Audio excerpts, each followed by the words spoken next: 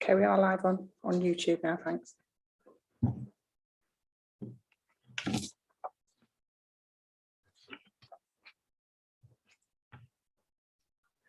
One more minute, I think.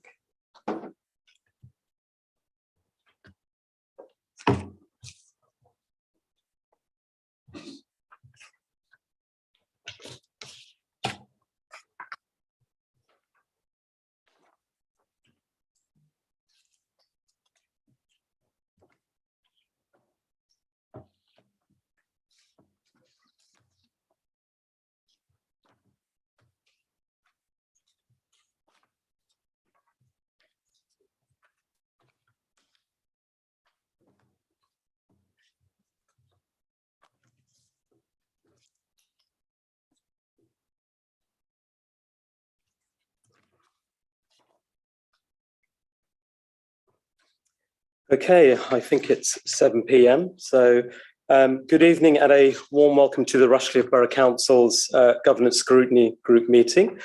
I would like to remind everyone that the meeting is being live streamed on YouTube. A recording of the meeting will be available afterwards on the Council's YouTube channel. In addition, under the Local Authorities Executive Arrangements, Meetings and Access to Information Regulations 2012, other people may film, record, tweet or blog from this meeting. The use of any such images or sound recordings is not under the Council's control. So a warm welcome to our members and invited guests this evening. We have with us this evening Councillor Walker, evening, Kenny. Councillor Howitt, Councillor Stockwood, Councillor Shaw, Councillor Mason, Councillor Butler, Councillor Phillips and Councillor Williams. We also have from our external auditors, Mazars, David Hoos, who will be taking us through the annual audit report and statement of accounts. Welcome, David.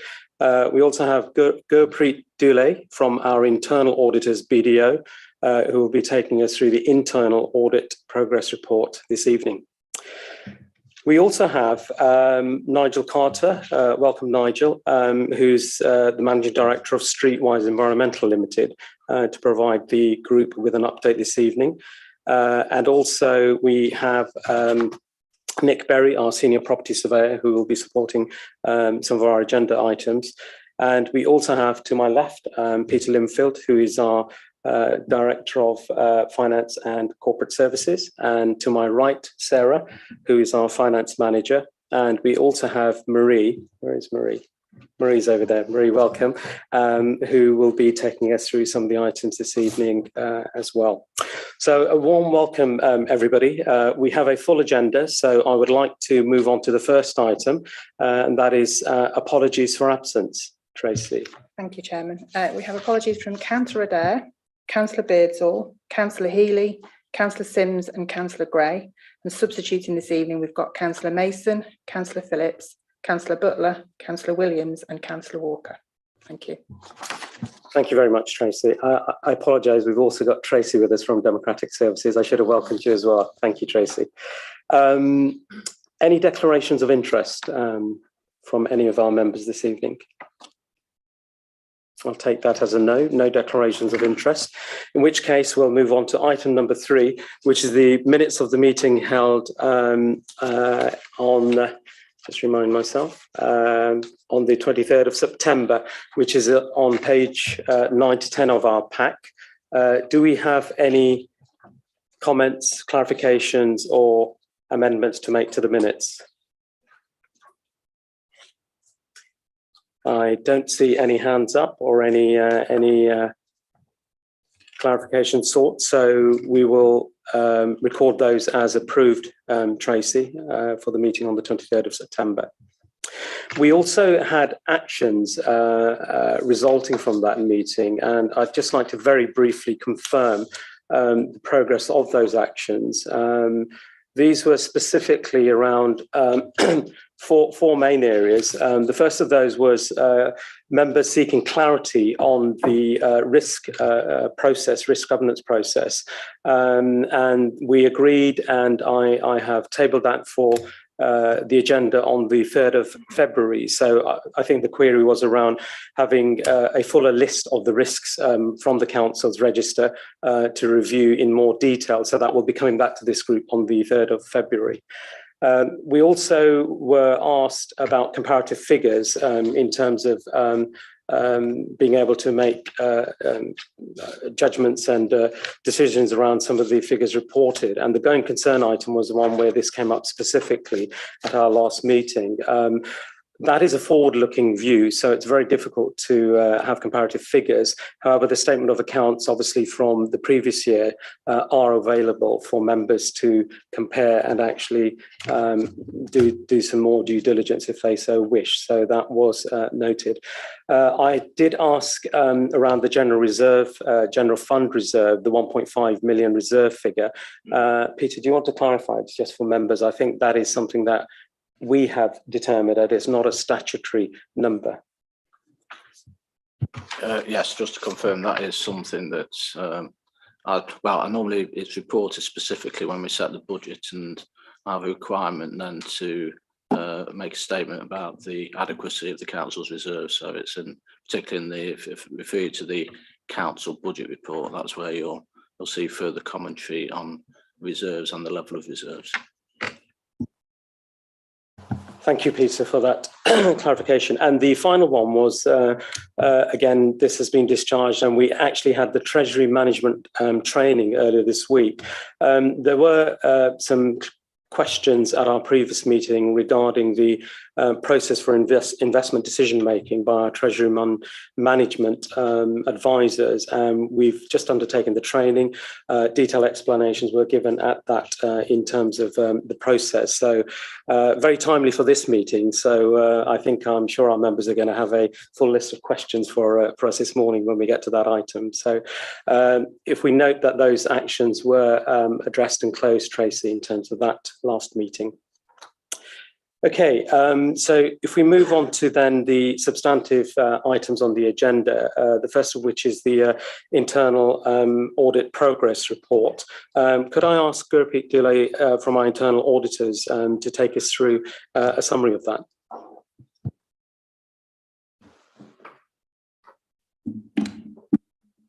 Thank you. Can you hear me clearly?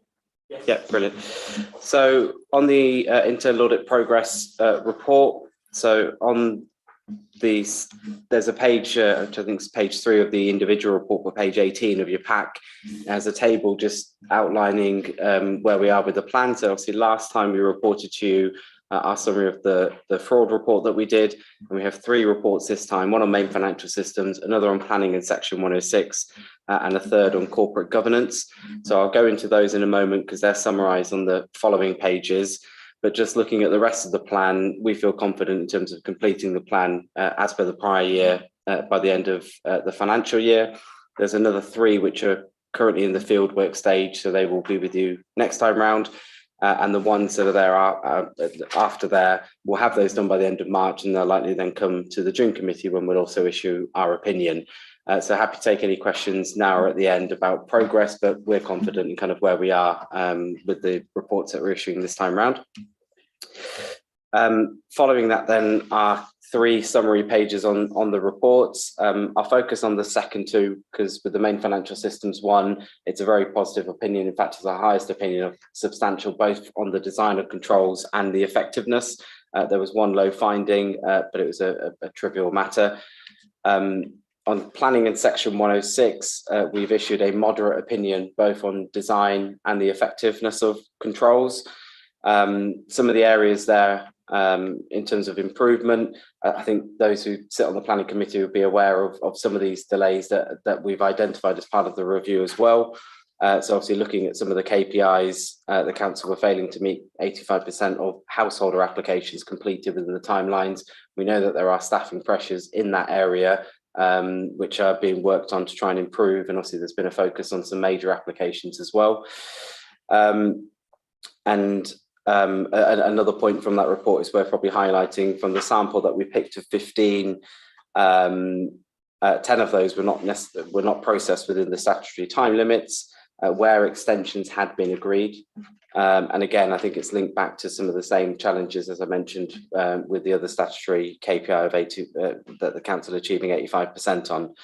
But broadly speaking, otherwise, in terms of controls around actually approving applications, having the right skill sets of staff, having the right structures in place, training and support, those arrangements are operating effectively, but there are staffing challenges which are leading to delays in some of the processing in line with KPIs and timelines.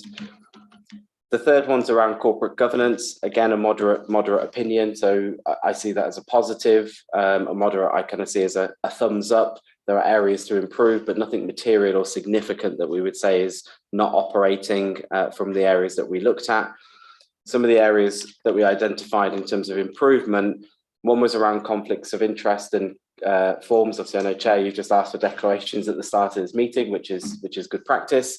There were a few, obviously 86% had completed them. So there's 14% of the returns that hadn't been. I appreciate over COVID, it's probably been a little bit trickier in terms of getting responses, but ideally we'd want to see that at 100% because having declarations of interest completed, particularly probably in today's environment where there's more question and challenge on public figures and in terms of what their interests are and connections may be, obviously we'd want to see that slightly higher, and so that was one of the findings.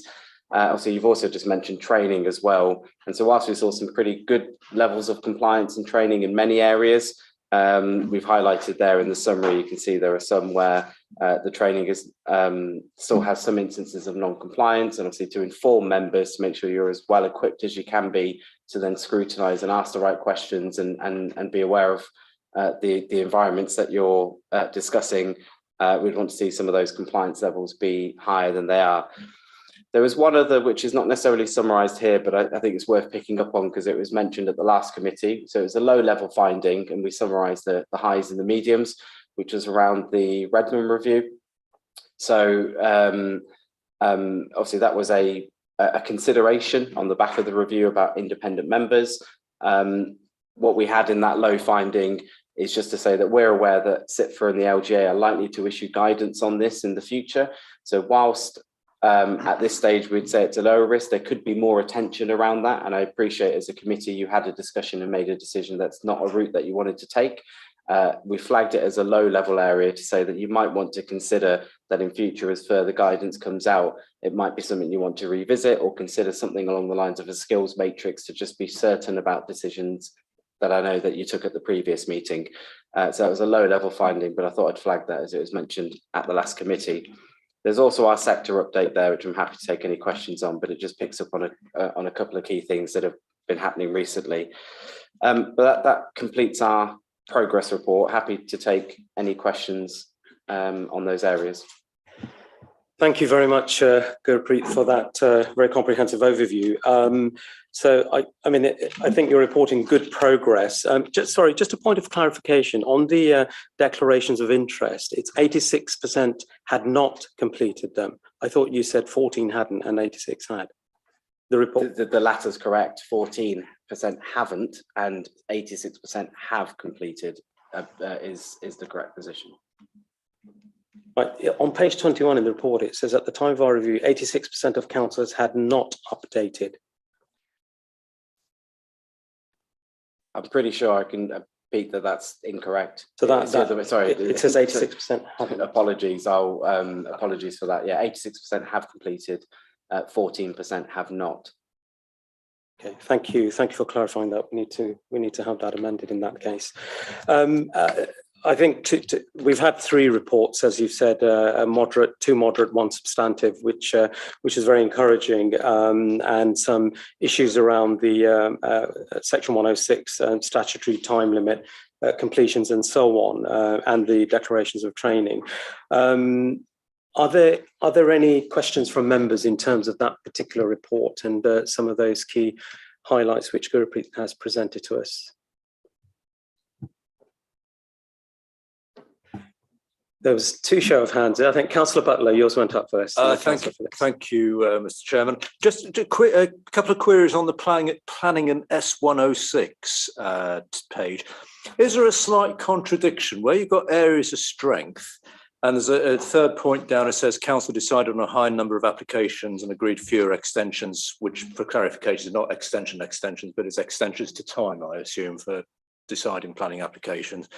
And then on the next section, area of concern, it raises so that's a plus, but on the areas of concern, it mentions the delay in getting 106 agreements up and running and triggered, and this is down to, we know about the staffing challenges.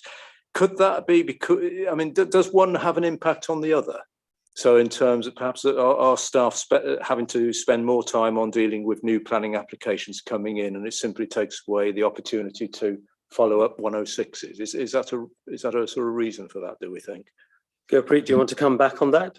I'm not sure.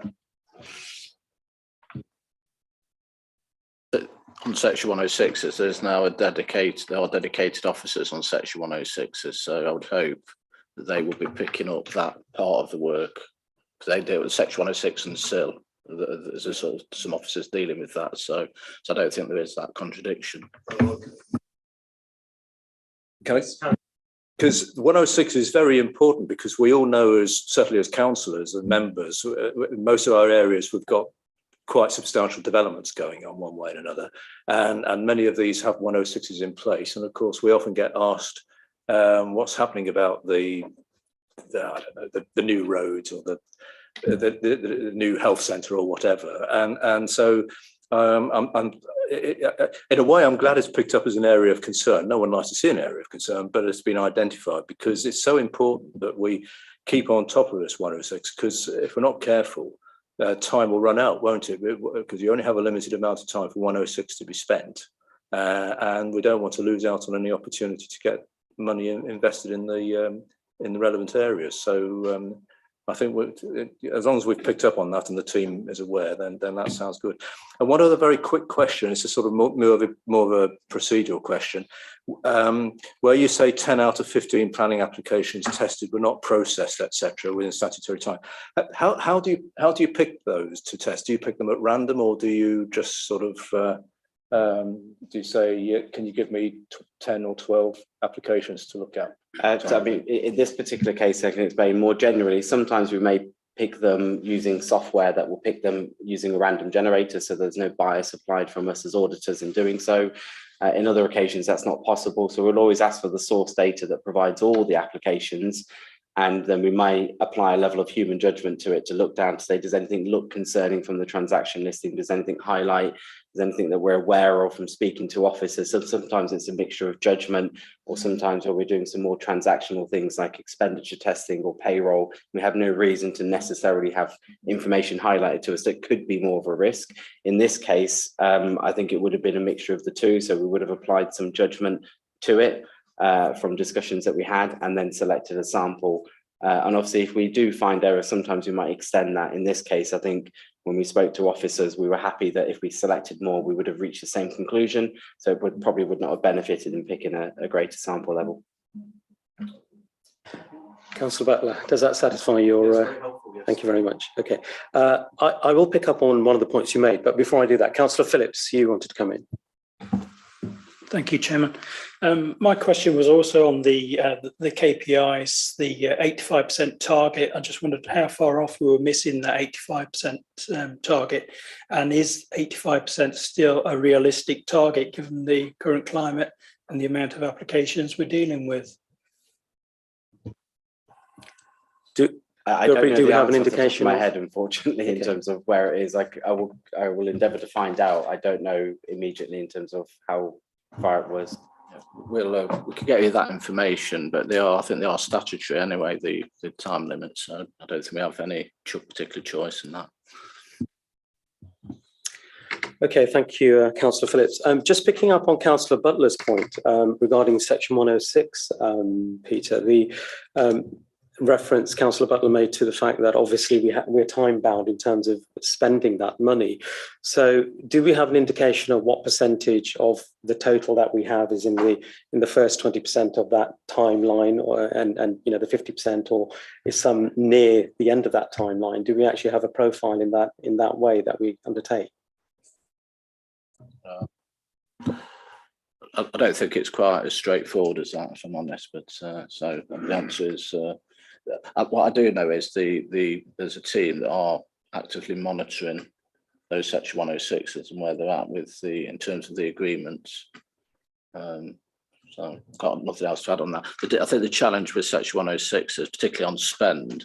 It's not so much this council's challenge. It's the fact it often involves particularly the county council. So it involves highway schemes, education, or health on the health side of things. So that's often where the challenge is in trying to spend the money. So we've got the money. The money's there. It's just obviously their schemes, big schemes that take time. Unfortunately, that's just the nature of the beast. Okay, thank you, Peter. Councillor Walker. Thank you, Chair. Thank you, Gurpreet. I was wondering if you could talk around the budget shortfall that's coming our way, the 3 billion, because if everything's really squeezed so tight as it is now, I wondered if you could tell me what you kind of envision this is going to look like this year, because that sounds pretty drastic to me. Libraries shutting and things like that, and your little bit here. Oh, sorry, in the sector update. Yeah. So, I mean, financial pressures are continuing to be very challenging. In fact, I've just recently had a session with heads of internal audit across the Midlands, and I've got another one with them next Friday. We issued a survey to them, and I've already seen some of the early sight of that in terms of where internal audit may be heading more so. And unsurprisingly, where we asked, what are your top 3 risks? Number 1 was continued financial pressure, having to kind of relook at more innovative ways. Obviously, councils are setting up companies and taking other steps to try and find opportunities to manage and mitigate some of those challenges. So I'm not sure, we could probably talk about it for a very long time, but in terms of it continues to be a significant challenge. We are about to enter into our audit planning process where we'll look at what we had in our plan for next year. And so for the next committee, we'll be bringing forward our plan for what next year would look like. It may be that has more of a focus on financial areas or particular financial processes, whether that's budget management, main financial systems again, but maybe with a different angle or a different focus on the back of some of those risks that we're seeing nationally in other areas.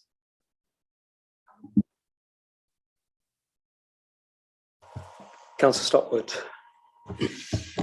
Thank you very much, Mr. Chair.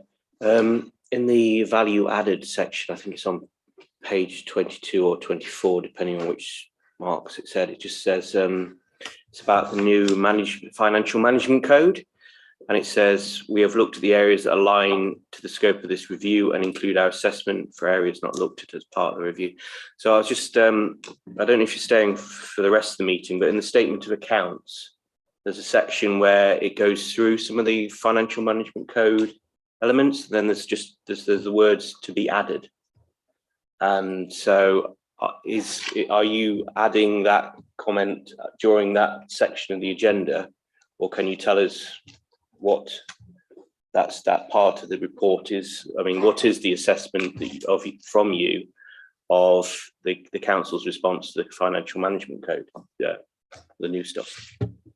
So prior to starting this review, the council shared their self-assessment against the code with us. We were undertaking a governance review. Obviously, the code is quite a large, there's a large volume of requirements in there. So when we spoke to the authority, I think there were some elements that we could give an assessment on, but to actually do a full assessment against every single element of that would require a significant number. It would always be 3 or 4 reviews in one, because the code actually goes into a number of different areas. So there are a few areas, I think, around training and compliance, etc., which were part of our review, which we can give a view on. But the other areas, we obviously can't give a view on because they would require a much more significant level of testing. For example, I think one part of the code is around, do the authority have sufficient and sound arrangements around procurement and contract management? Actually, later on in the plan, we have a review around that. So in this governance review, does it make sense to look at that? Because actually it's a separate review. It's a very different review and actually is focused on that. So there are other parts of our plan which will help and assess and feed into that. And obviously that would be part of our annual opinion. Hence, we couldn't give an assessment on the full code at this stage because it would require far more time than this review would have allowed. Just to add that probably a bit of confusion that if you look at, sorry, it's page 126, which is what Councillor Stott was referring to, the to be added bit is actually in relation to the auditor's report to the members of Rushcliffe Borough Council, not the actual, the bit you were talking about, which is the previous page. So that's probably why there's confusion. Councillor Sockwood, does that assure you in terms of the future sort of intentions to cover more of that code? I think, as Gurpreet has said, it's not possible just at this stage, but clearly we are actually taking that into consideration. Peter, just a couple of comments really about the budget shortfall. If you read that piece, if you look at it, it's all about a lot of those pressures are actually to do with adult social care. So when you see the numbers that are quoted, they're actually to do with the upper tier city councils and county council authorities. So I'll also give a plug. Obviously, we've got the budget workshops next week for councillors. So hopefully you'll all be there and you'll hear the latest in terms of the budgets. That links with to the next point, because that's linked to training. Obviously, training is important. I will say thank you to everyone, and this is for Gurpreet, so you can take this away. We had our treasury management training. We had 25 members attend, which I think was a good attendance on I can't remember which night it was now, but Monday night seems an age ago. I've had a long week this week, but thank you for those that did attend, and I think most members found it useful and hopefully will help as well with this Treasury report, which is later on in the agenda. absolutely. Thank you, Peter, and thank you, Gurpreet, for some of those further clarifications. Do we have any more questions on the internal audit report? Councillor Butler, do you want to come back in? I'm sorry, Mr. Chair, I don't mean to be a nuisance. This isn't really a question, it's more an observation really, but on the, in fact, Mr. Linfield's just referred to it, training. It is concerning, isn't it, to read that 2 of 11 members of planning haven't yet had the training that they need. Likewise, members of licensing haven't.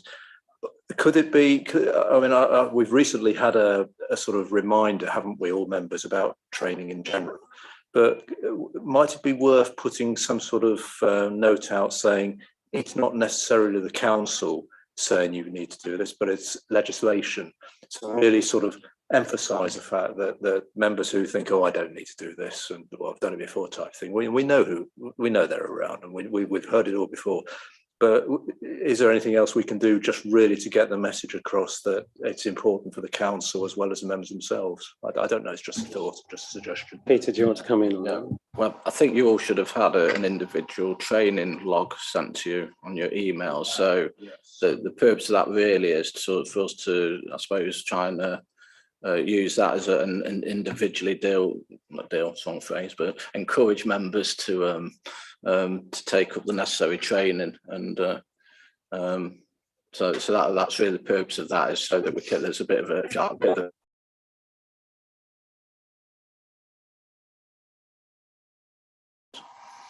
the only thing about that is we know what people are like, and they don't always read these things. But when you've got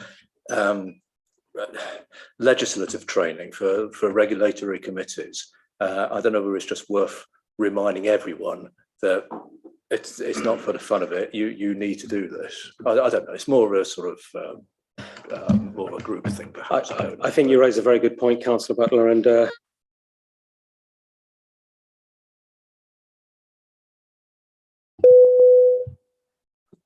maybe the Treasury management training that we had was a precedent, and it will continue. But I mean, Peter, it's worth reminding, I suppose, isn't it? We do have the training log, but perhaps members can be reminded, as you say, these are regulatory requirements. Yes, indeed. Yeah. Sorry, we are, just to reiterate that it's more of an individual approach now with accounts. That's what we're trying to do. So there'd be a more sort of like Tracy, for example. I don't know if you'll be involved, but I know Charlotte's certainly involved with it at the moment, with trying to get the members to undertake the necessary training. Okay, if there are no further questions on the internal audit report, we are asked to note the contents of the report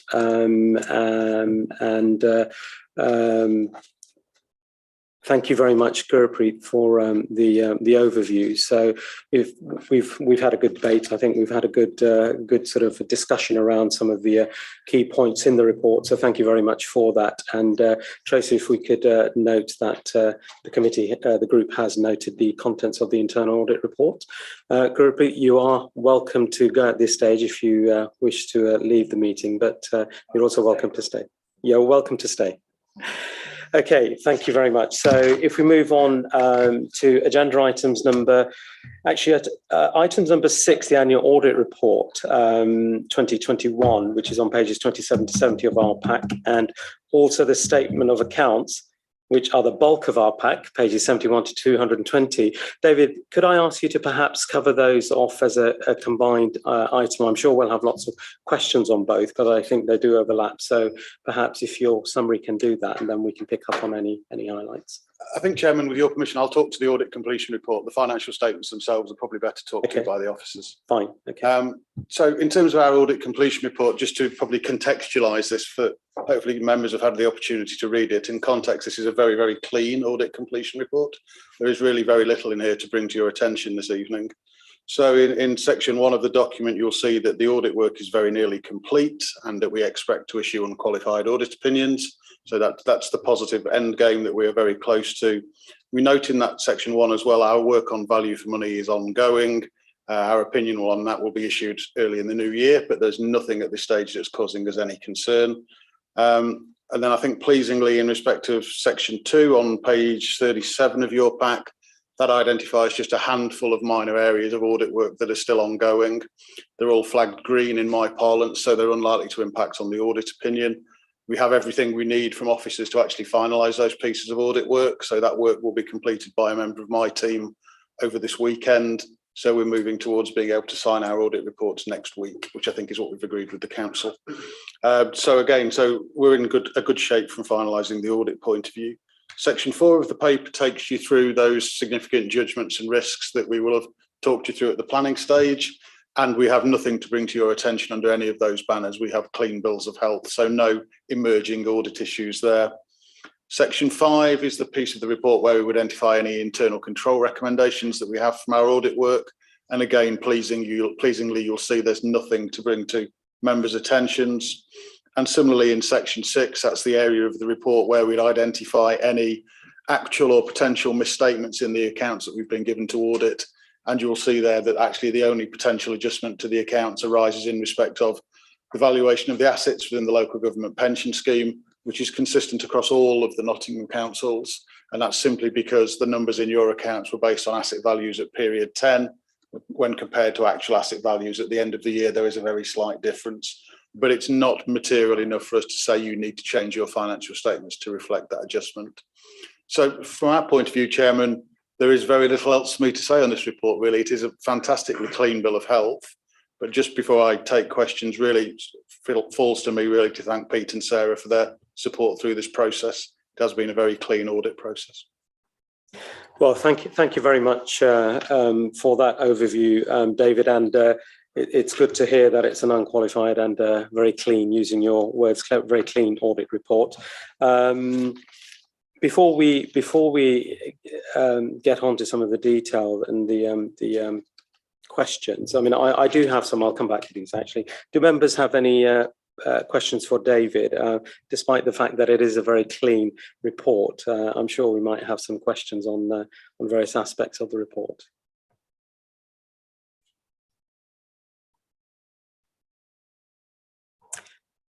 That looks like a no to me. So, David, it's probably as clean as you state it is. I think I had a couple of areas actually that I wanted to ask about. I mean, clearly the deadline was extended to the 30th of September, and we didn't meet the extended deadline either. And you've explained the reason why in terms of the pension fund situation. You also noted that 90% of councils are in this situation. The question I have, I suppose, is what about the other 10%? What are they doing to actually not be in this position? I mean, clearly for the group to be looking at these accounts at this stage in the year.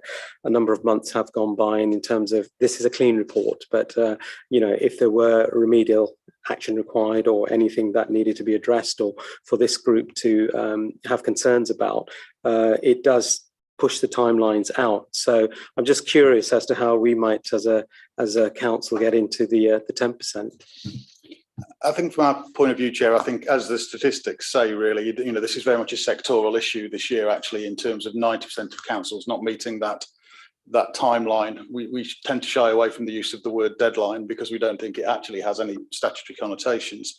But actually that population of local authorities will range across all sizes, all complexities.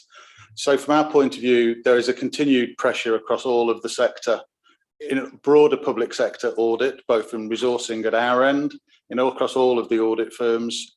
And that manifested itself in delays caused by local government audit being impacted by delays in NHS audit before that, and resourcing impacts for the audit firms. But there continues to be a challenge, Chair, from our regulators around audit quality. You'll have seen that in all of the reports out there, really. So the focus of the audit firms, not just Mazar, but more broadly, is delivering a high quality audit. And actually, if that takes longer than the timetables suggest, that is viewed as more important across the profession. And that goes back to Gurpreet's mention of the Redmond review. And actually, the importance is actually on quality. So the September deadline, yes, we hope that actually going forwards, that is more manageable and more achievable, but there continue to be pressures across the sector. Okay, so I mean, potentially next year we may well be in the same situation. I think in terms of, I believe next year it's been extended as well, hasn't it, due to the current circumstances? Okay, a couple of other quick ones from myself. On the audit approach on page 9, in terms of the experts, use of experts, I noted, so this is page 39 rather, of our pack. In terms of the Treasury Management Advisors, you don't actually have any experts within your own team. Is there a reason for that? We do have experts within our team. They just don't need to be brought to bear on these audits because there's broader sector assurance gain provided to the audit firms as a whole. Okay, fair enough. The final one from me, David, was clearly there has been an increase in the fees this year, some 19,000, and in terms of the extra work that's been undertaken, the question I have is, I mean, clearly it needs to be done, and you have undertaken this work, but in terms of the additional testing and extra areas of work and the value added in terms of that and the extra assurance provided, do you have a view on that in terms of how that's been sort of justified in that fee? I think it's a difficult one to address, Chairman, on a local level, because these are factors that are affecting audit across the sector as a whole. So actually, these largely impact on recently introduced auditing standards around things like going concern, around things like auditing estimates, where every audit firm is having to do more audit work with all of their clients to satisfy our regulators. And this is on the back of recent corporate failures and accounting scandals. So we are having to do significant more audit work. I've mentioned already with a previous question that the drive for audit quality in this sector to give the public the assurance that they need. And that's coming from our regulators, where they continue to expect us to do more and more work on numbers that in the past have been relatively lightly audited.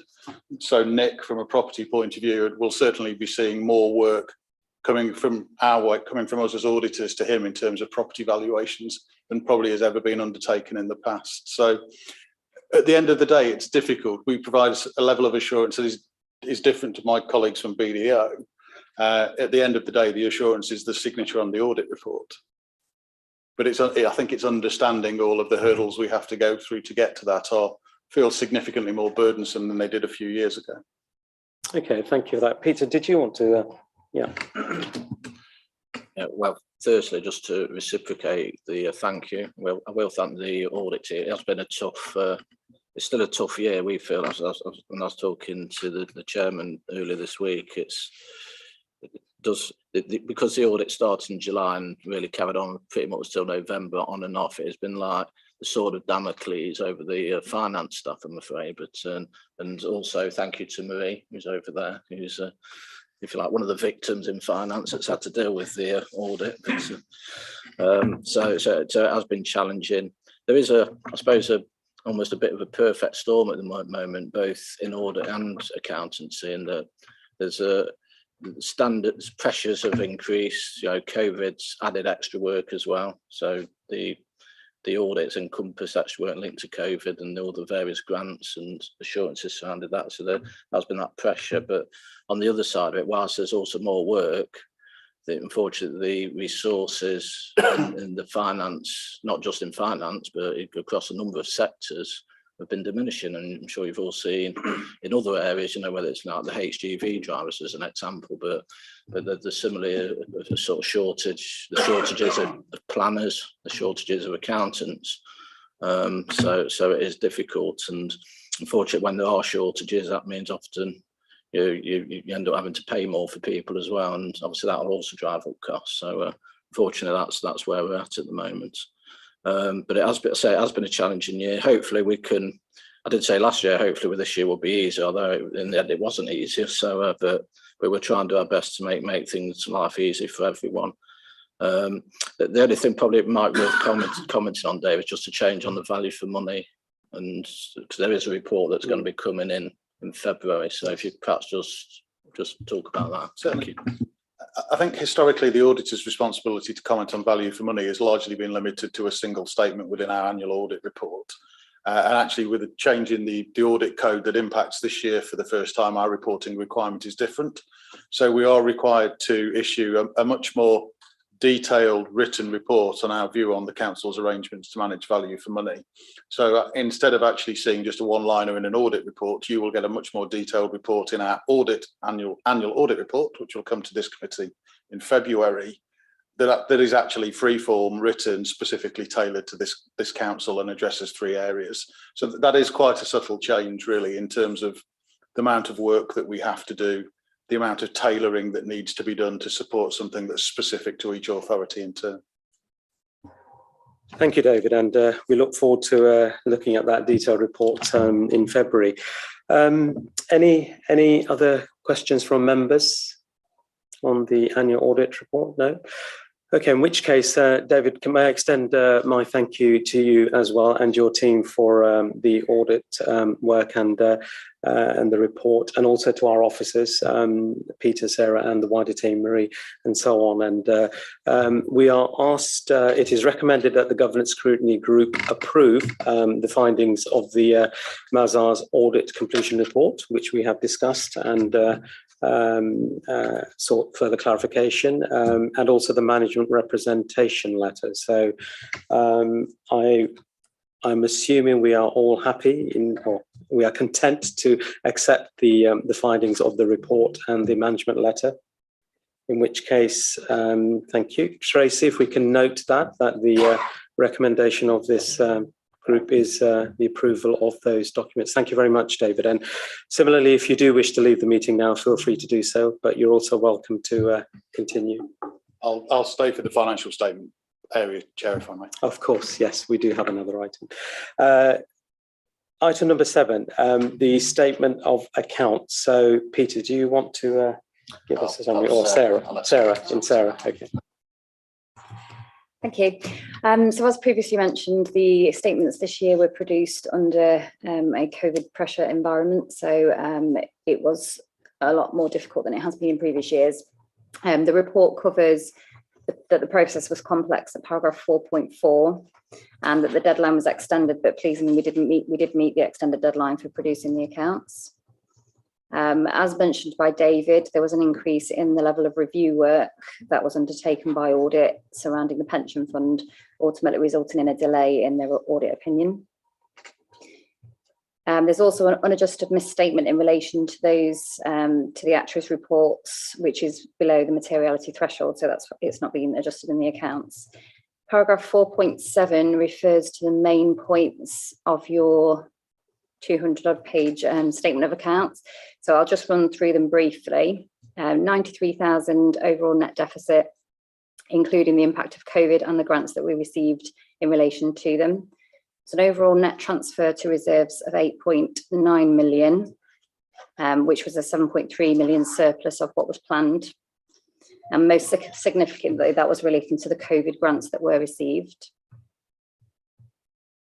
We created a collection fund reserve out of this surplus, as the majority, well, 5.96 million of that related to additional reliefs that we were given that will subsequently fund deficits that will arise next year and the year after. Also, 0.2 million was transferred to the Development Corporation Reserve, and there were 910,000 of carry forwards. The net worth of the council has decreased by 6.9 million. The majority of this is in relation to the variations in the pension liability. And the loss that was previously reported in the Treasury diversified funds has recovered at the end of the year to just below what the loss was recorded on for the previous year. Overall investments held by the council at the 31st of March were 47 million, and earmarked reserves held a balance of 22 million. The general fund balance remains at 2.6. Capital expenditure, the majority of which was acquiring 2 units at Edwelton Business Park. And we have some assets under construction, which is Cockbury Phase 2, Bingham Hub, and it was mostly funded by capital receipts. The business rates position at the end of the year was an overall deficit of 14.5 million, and for council tax, it was 1.4 million, and our liability is 5.8 and 0.14 million respectively. Rushcliffe Enterprises recorded a net deficit of 168,000 after pension adjustments.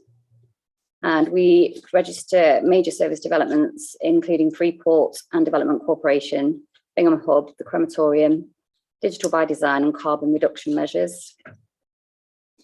Overall, it was concluded that the council had managed the issues from COVID-19 well. We responded quickly and adapted to the restrictions, and efficiencies were identified to mitigate some of the losses that were seen by the COVID pandemic. And under significant financial challenges, we maintained our focus and secured value for money and continued to deliver our services, and our balances remain healthy. So the overall summary, it summarises overall what you will read in the following pages. But if you've got any questions, happy to take those. Thank you very much, Sarah, for the overview, and lots of activity there, lots of movements, but overall, as you say, a fairly healthy position. I'll open up the floor to members for any questions for Sarah. Councillor Walker. Thanks, Sarah. Do we still have that green fund? Do you remember that money that was put aside? Does that still exist? Climate change. The climate change reserve. That was it, yes, yeah. we do. Yeah, thank you.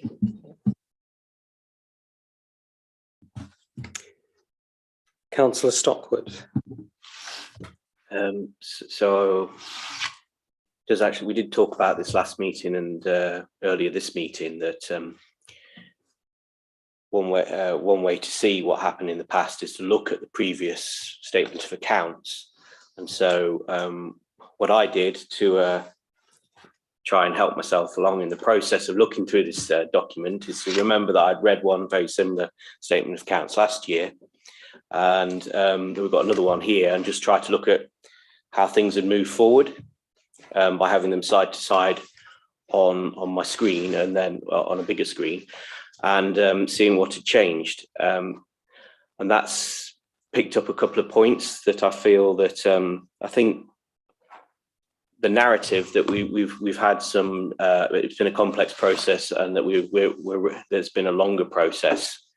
It does come through in some of the things that's in the document. I've said earlier this evening there's a section to be added, and as we go through, I've got my first point is there seems to be sorry, it's a long document to flick through. So I've got on page 130 where it's marked as page 129. So it says the Governance Scrutiny Group will consider the final audited statement of accounts on 23rd of September 2021 for approval. So I think that represents that we had an aspiration to move forward, but that hasn't actually happened. And I think that's then comes to my next point. When I was looking through the figures, and we get to, it's marked as page 132, it's sideways, it's around 134. It comes to bringing forward last year's movement in reserve statement. So the figures there, I look in a very basic way at the closing figure from last year starts the new account. So it's the balance carried forward. It appears at the first line on the next one. So in my chart, I've got that the closing figure for 31st of March 2020 was 11,818 for earmarked GF reserves. But then if I look backwards at the chart for this year, the opening figure for the day after is 13,473,000. So when I look back at the previous accounts, I see that the figure of 13,473,000 is correct, but there just seems to be a slight, somebody's not quite added in the increase in the earmarked general fund reserves during last year when bringing forward the figures into the paperwork. So I think there is an element there that we're moving forward in a complex process, and perhaps some things could be rechecked, because I think perhaps that's just a copying it forward from last year's account. That last figure on the previous, the balance carried forward from last year should match the balance at the starting point of this year. And I think that's something that would make me feel that because when you look at that table, the totals add up correctly anyway, even though one of the figures is different, it makes it me wonder, are these tables actually a manual production, or are they actually being calculated through? And that there's some surety from that, because I think there's a manual error in that one there. And then as I went through the report, I came to the valuations part on page 147.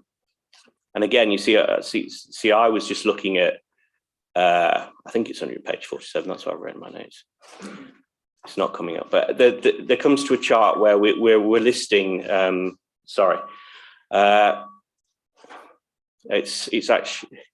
It's marked as a page 147, but when my packet's a page 149.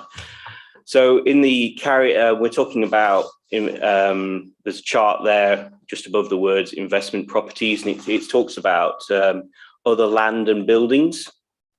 And there's a carried at historical cost, then valued at fair value as the things coming forward. And what concerned me there is that the figure for last year is not the same as the amount reported last year. And I feel like, I think if we've had a revaluation to such an extent that we needed to change some of these figures, it does concern me that we're now reporting this year different figures to what we've accepted and reported last year. So perhaps that's, again, it's just a checking off error. And then when we came to the it's the actual council tax being paid, chargeable properties after discount, we're all the way through to page 203. Which takes me a while to get through to, I'm sorry. There's a little chart there about how many people pay what band of council tax, which is interesting to me because, you know, I'll see how everybody else is paying. But when I first looked at this table, I saw a big increase in the number of people paying council tax band D. It's gone up, I think, from 8,600 to 9,602. But when I checked back last year, it had actually dropped down, and this is what's happening is it had gone down a lot last year, presumably to do with chargeable properties after discounts, because people were perhaps claiming more discounts in the thing. But when I looked at that table, I found that the figures for 2019, 2020 had been updated, and the figures for 2021 are new. the figures from last year have been carried forward, but the chart in the middle is exactly the same as last year's accounts. And I find it odd that the actual number of chargeable properties, given the house building that I see across the borough, is actually staying the same. So I'm not sure if that table again has been checked fully and has been brought forward completely. So I understand the narrative that we've got. There's been a complex process and it's a thing, but when trying to compare it to what I saw last year and moving figures forward, I've just seen a number of concerns in that the figures aren't the same as what I've seen before, that some tables don't seem to have been updated, and that it looks as though there was perhaps just a one or two figure manually typing through the numbers hasn't quite worked out the way that we'd hoped. In terms of the wider narrative of what's happening with the finance, looking at year after year, I do see that it's because of the pandemic, we've not moved. There's some of the larger developments that were being planned haven't moved forward at the pace that we expected it to. And that the big issues from the big picture scenario, not just looking at whether the numbers are right or whatever, but the big picture scenario is the £16 million increase in the pension liability figures. I have heard the statement that employees will pay enough money to pay off the pension liabilities, but it is a big, it's a £15 to £16 million increase in our pension liability this year. And it just seemed difficult for employees to pay off all of that. I know it's each time we have a meeting, we say we can't do anything about the pension scheme, but it does remain one of the key issues facing the council. And I think that, and the other key issue picked up is the asset valuations and then the government funding reviews. So I think in terms of revenue, you've got concerns around the government funding reviews and business rates and fair funding, etc. You've got, in terms of your actual assets, you've got some form of reevaluation process going on. In terms of your liabilities, you've got a big increase in liabilities, and that big increase in liabilities seems to be the cause of the decline in the net worth of the council. And also within the group accounts, it also seems to be having an impact on Streetwise as well. And so we'd be looking to see, what are the solutions as to how the council is moving forward on those issues in the reports to come. So to conclude, I do agree with the statement that it's been a difficult year in terms of COVID, and that's provided some very large fluctuations in revenue as grants came in and out. But I think moving forward, the challenges, the larger scale challenges remain the same. And with regards to some of the things that, when trying to look at what's happening on a year-on-year basis, I've got some concerns about that we're really at a point where this is the final document to be signed, or whether there's some little bit more checking of the tables and data to be done. Thank you. Thank you, Councillor Stockwood. So you've raised a number of, you've summarised them yourself, but a number of concerns around comparisons in terms of the general fund balances from 20 to 21, reported valuation figures, also the council tax figures and various other areas. Sarah, Peter, I don't know if you're able to come back now on those points, but Councillor Stockwood is asking us in terms of the verification of the figures in the current year's annual statement and whether he can be assured of the validity of those figures in terms of his analysis of those reports. Do you want to come back on that? So the statement of accounts, when calculated, is done on a formula basis within those tables and is checked by numerous members of the team.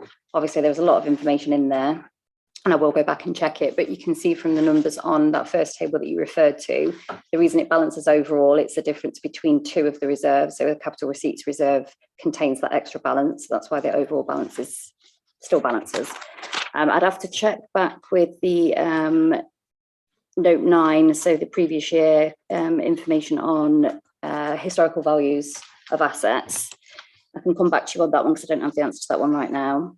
And in terms of chargeable properties for council tax, it is coincidental that those numbers are the same, but those numbers change in relation to, like you said, the number of discounts. So although the number of houses or bandy equivalents may have increased, the number of people getting discounts in those categories may also have increased, resulting in those numbers remaining the same. But again, I will check and come back to you on that one.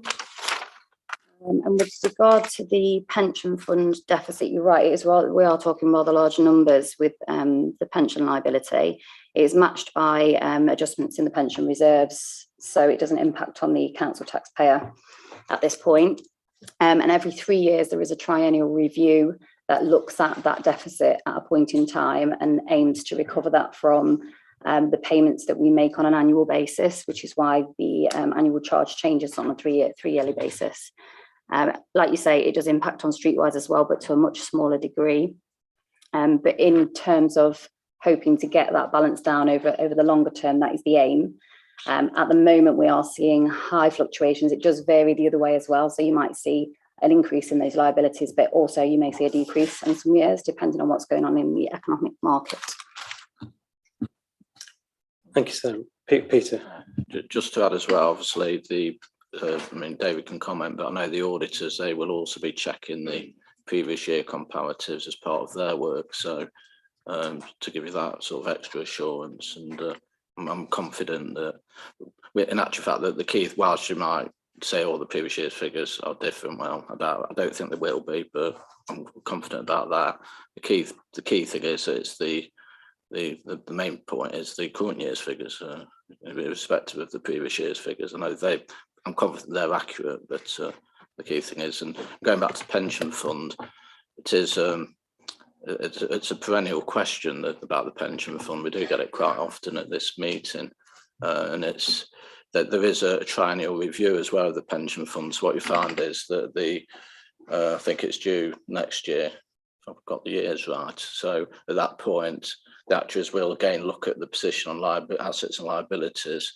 That's when they'll review the levels of employees and employers' contribution rates, and just so if it needs to be brought more into sync, then they change, and that's what happens. So there's a sort of catching up process. Thank you, Peter and Sarah. So, Councillor Stockwood, sorry, did you want to come back in? Well, yeah, I assume that you're going to say, have my issues been addressed? Thank you. Like I say, I've tried to look at what happened before and what's come forward, and just trying to understand the changes that happen. And I do think the pension thing is thing. But I actually have what I want to come back on is have a Bingham bit, because I found that when looking at the past statement accounts and this year, there's actually a brand new statement about North Bingham and the Section 106 agreement. That was there's a £3.78 million affordable housing contribution that's coming forward because of the land values on that site. So I know that we are consulting on our housing strategy, but I do hope that when considering how to spend the 3.78 million, which of course will be linked to affordable housing, that affordable housing is located near to Bingham, because the site itself there were challenges around the amount of affordable housing that could be built in North Bingham. As the markets come forward, there's now more money available, and I would hope that when planning a corporate overview how to scrutinise the forthcoming housing strategy, that money gets spent as close to Bingham as possible to provide opportunities for local people in the housing market. Thank you.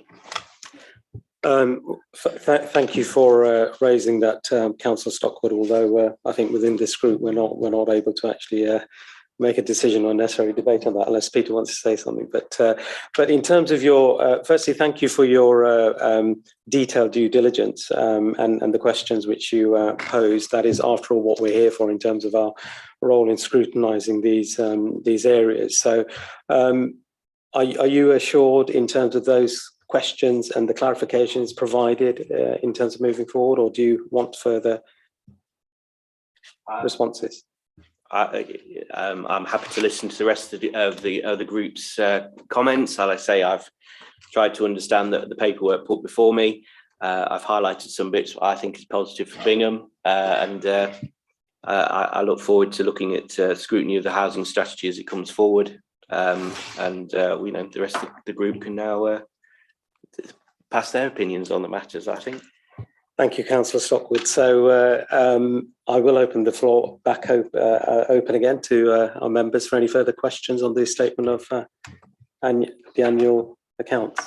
Any further questions? Councillor Butler, you're poised. Yes, in the absence of any other questions, Councillor Stockwood's given me a good idea, actually, because he referred to North Bingham, and I'm desperately trying. I did see it in the report, but I've lost it. The reference to the Copgrave, being slightly parochial for a moment. We're near the end of the build of phase 2 of that.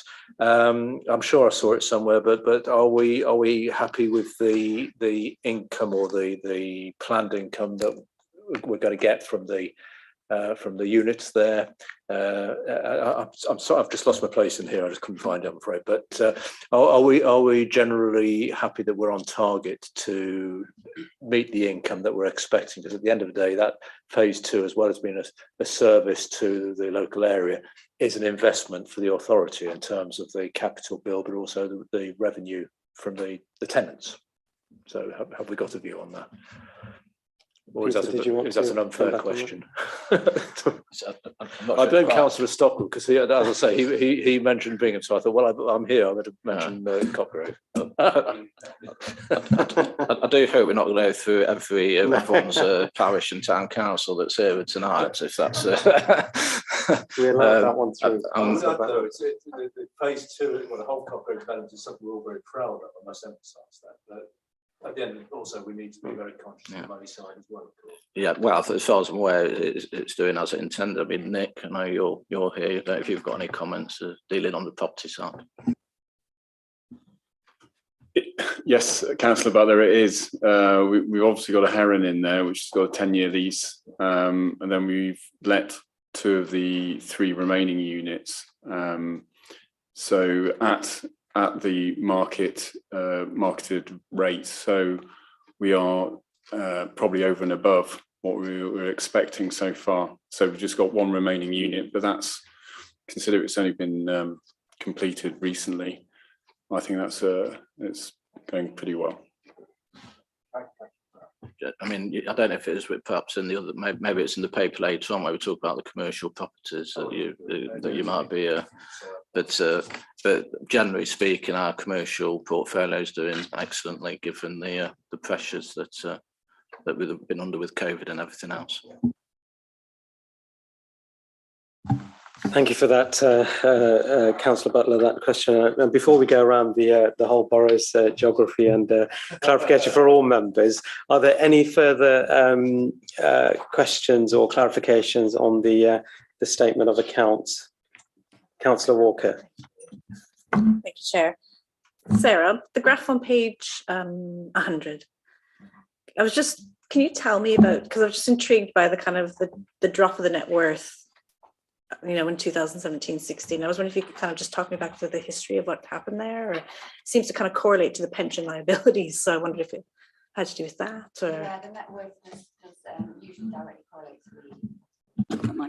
usually directly correlate to the fluctuations in the pension reserve, because that generally tends to be the largest variation that we see in the reserves. So that will be to do with that.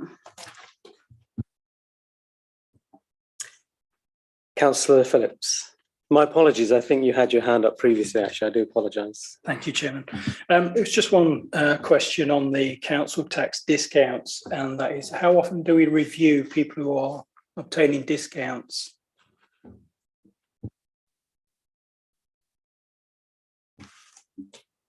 I can come back to you on the regularity of that, but I know that the team do regularly review the number of people that are on, for example, single person discounts, but I can come back to you with an exact timetable.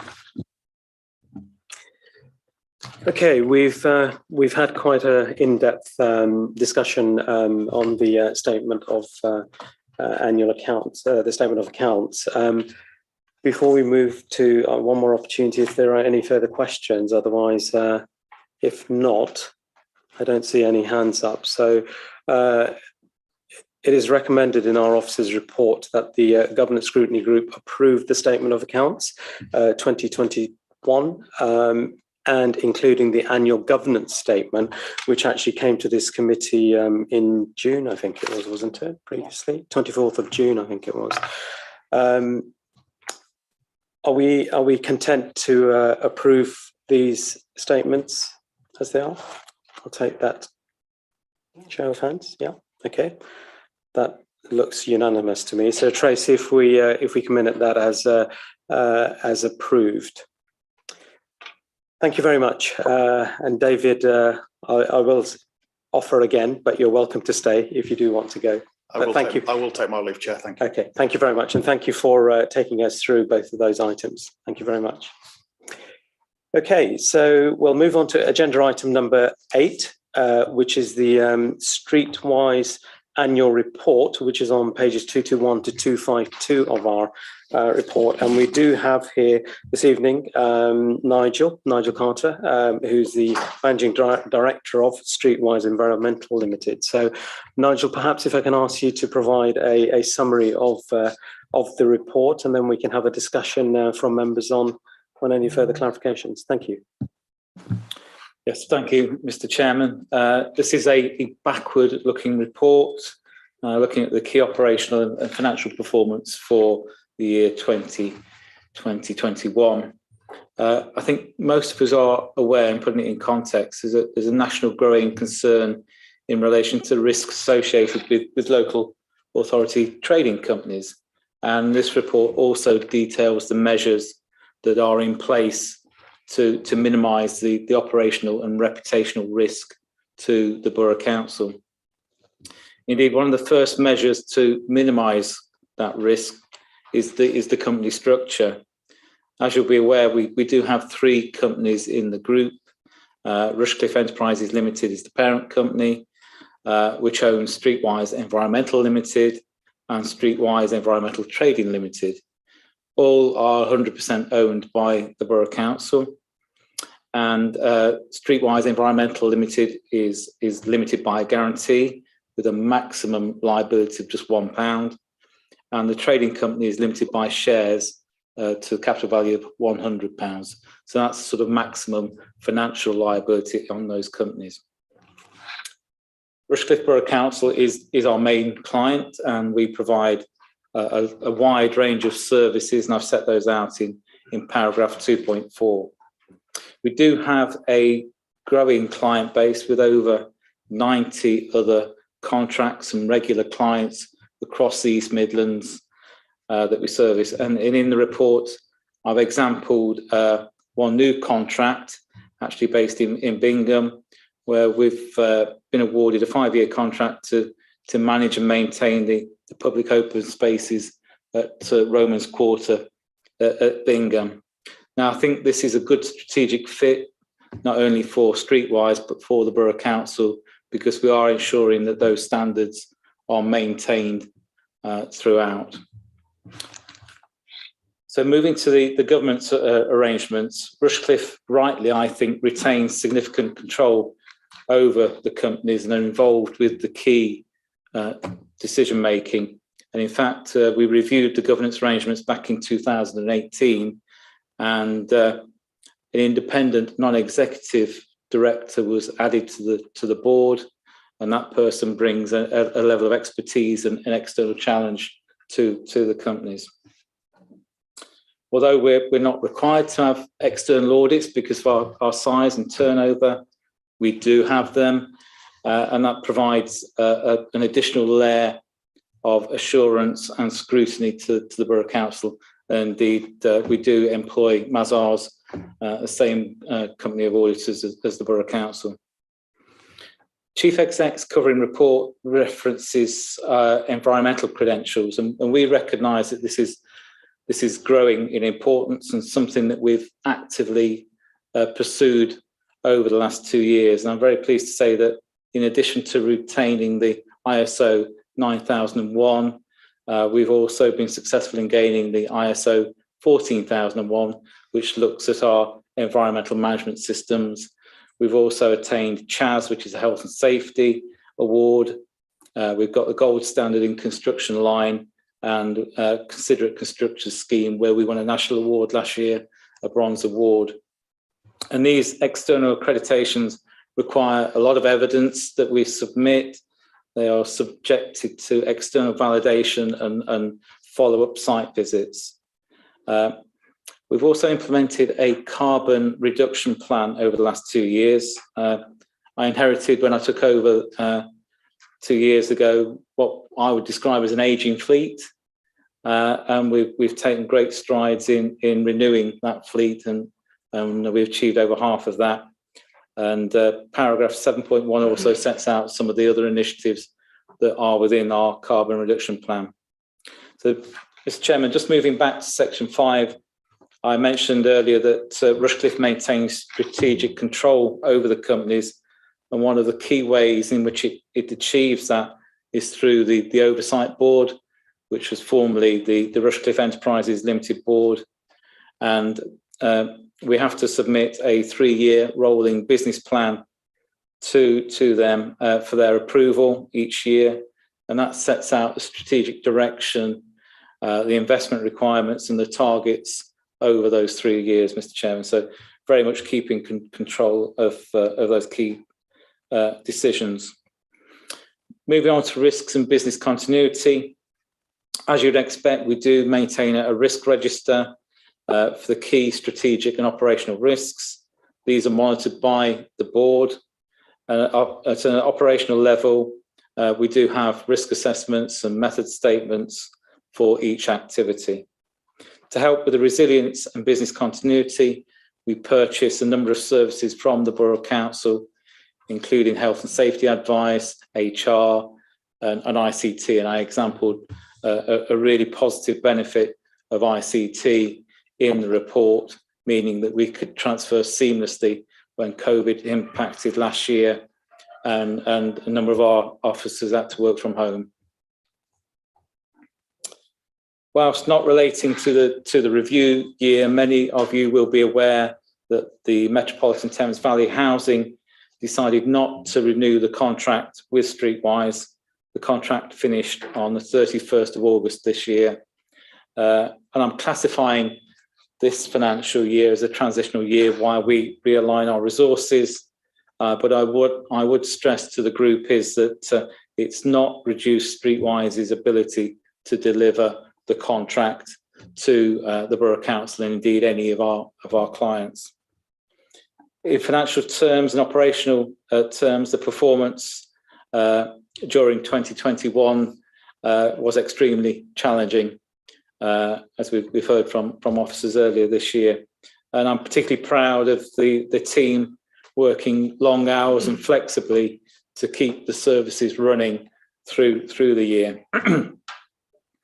The financial headlines across the two companies saw a combined turnover of £3.5 million, which is a good result for a COVID impacted year.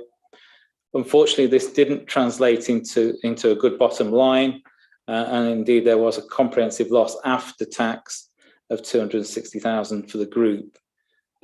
This doesn't tell the whole story, and as we've heard tonight, certainly the liabilities in terms of the pensions has had a big impact.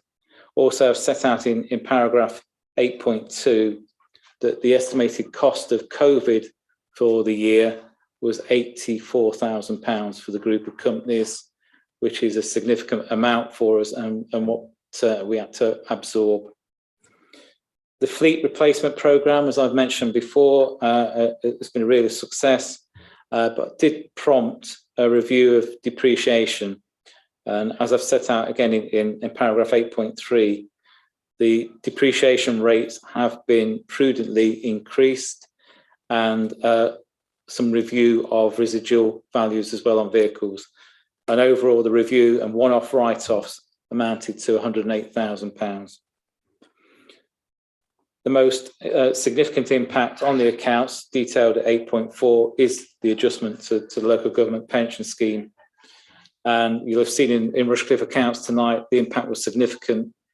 It is the same for Streetwise, with a net liability increasing by £705,000 last year alone.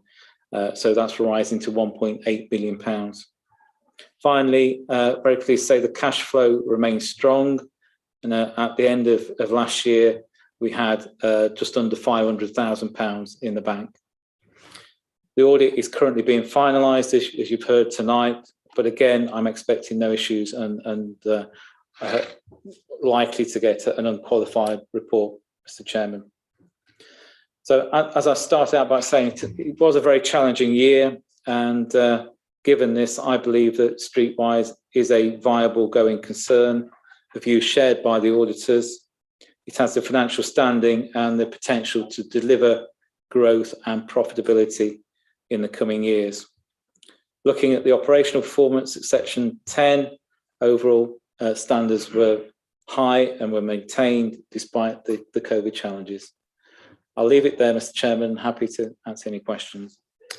Well, thank you very much, Nigel, for that walkthrough of the company. You've covered governance, accreditations, planning, as well as financial performance and forward view and so on. And indeed, we are asked here this evening to consider the report and to satisfy ourselves that the company continues to be well run and financially sound. So, and thank you for the highlights. Clearly, the company has been growing in terms of the turnover and growth that you referred to, although expenditure levels have also correspondingly gone up. Some of them due to COVID, and of course the pension liability has meant there has been a hit on the balance sheet. Overall loss, I think you've referred to in terms of this year as a result of all of those activities. So the picture is positive in terms of growth. Clearly, you've covered the underlying structures in terms of the business processes and activities. But I will open the discussion up to members in terms of the mixed in a way. I think you've said that the auditors do agree that it is a viable going concern, but I'd like to open up to members to perhaps further probe into some of those numbers and to ensure that we are assured that it is a going concern as far as this group is concerned. Councillor Stockwood. Okay.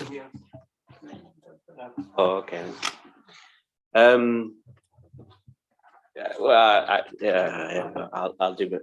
So anyway, I'm struggling a bit on this one. So the first one is a bit jokey, but I'll do it anyways. It's declaration of interest. I do receive promotional material from Streetwise advertising your services, and but that hasn't influenced me in tonight's meeting. I just wanted to say that. And of course, we are here tonight to discuss the governance and looking backwards at what's happened. We're not here to talk about the weed length at any particular location or the branches on any particular tree. First point that I find difficult to talk about is point the governance, and the previous report did explain that Mr. Mitchell used to be involved in the governance of Streetwise, and so, but as this is a scrutiny meeting, the scrutiny question is: do you have the right people now?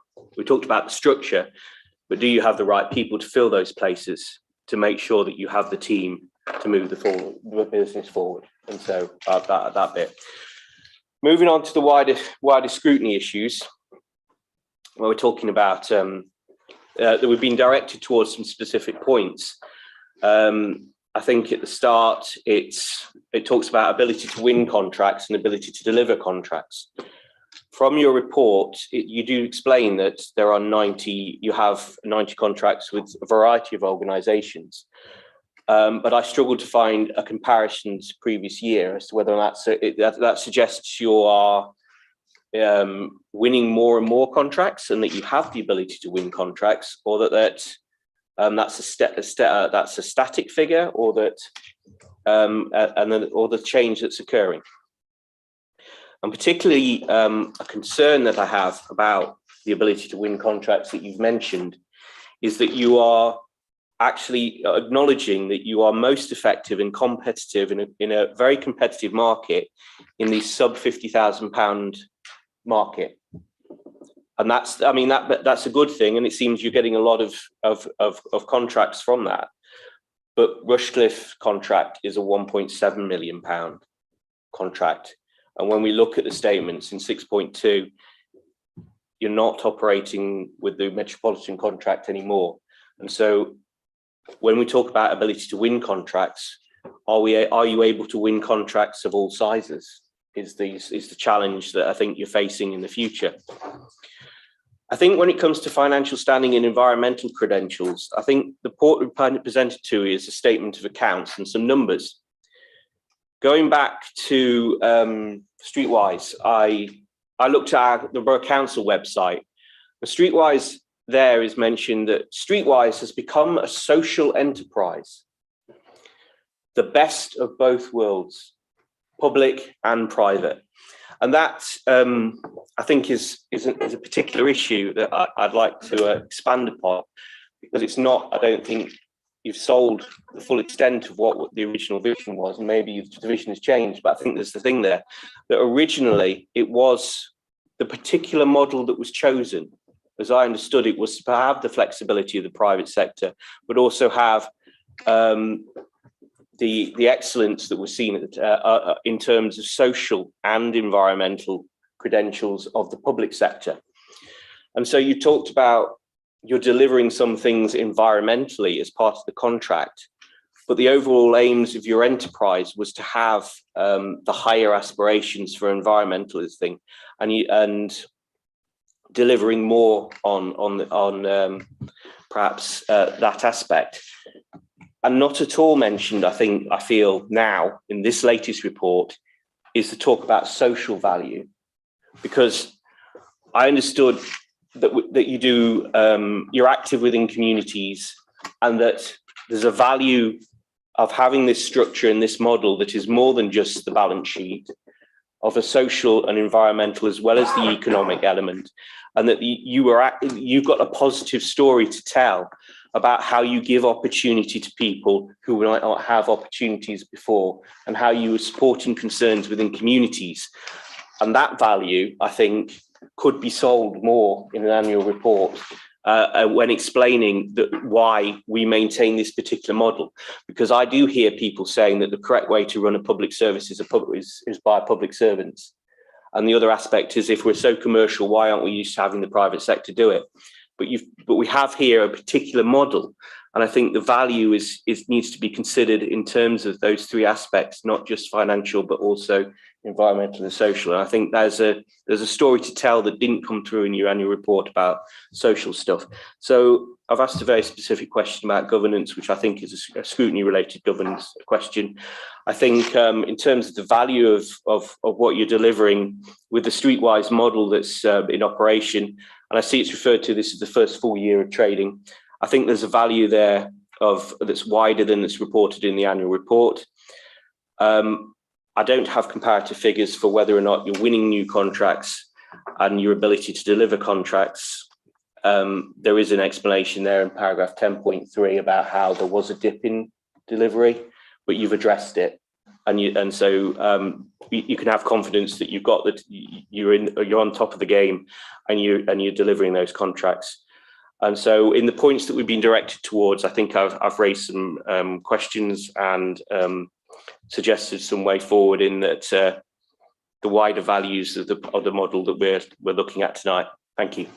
Do you want to come back, Nigel, and respond to that? Yes, thank you, Mr. Chairman, and thank you, Councillor Stockwood, for those comments and questions. I think addressing the governance, yes, I believe we've got the right people as we move forward, and I'm always trying to improve the capability and capacity of the company.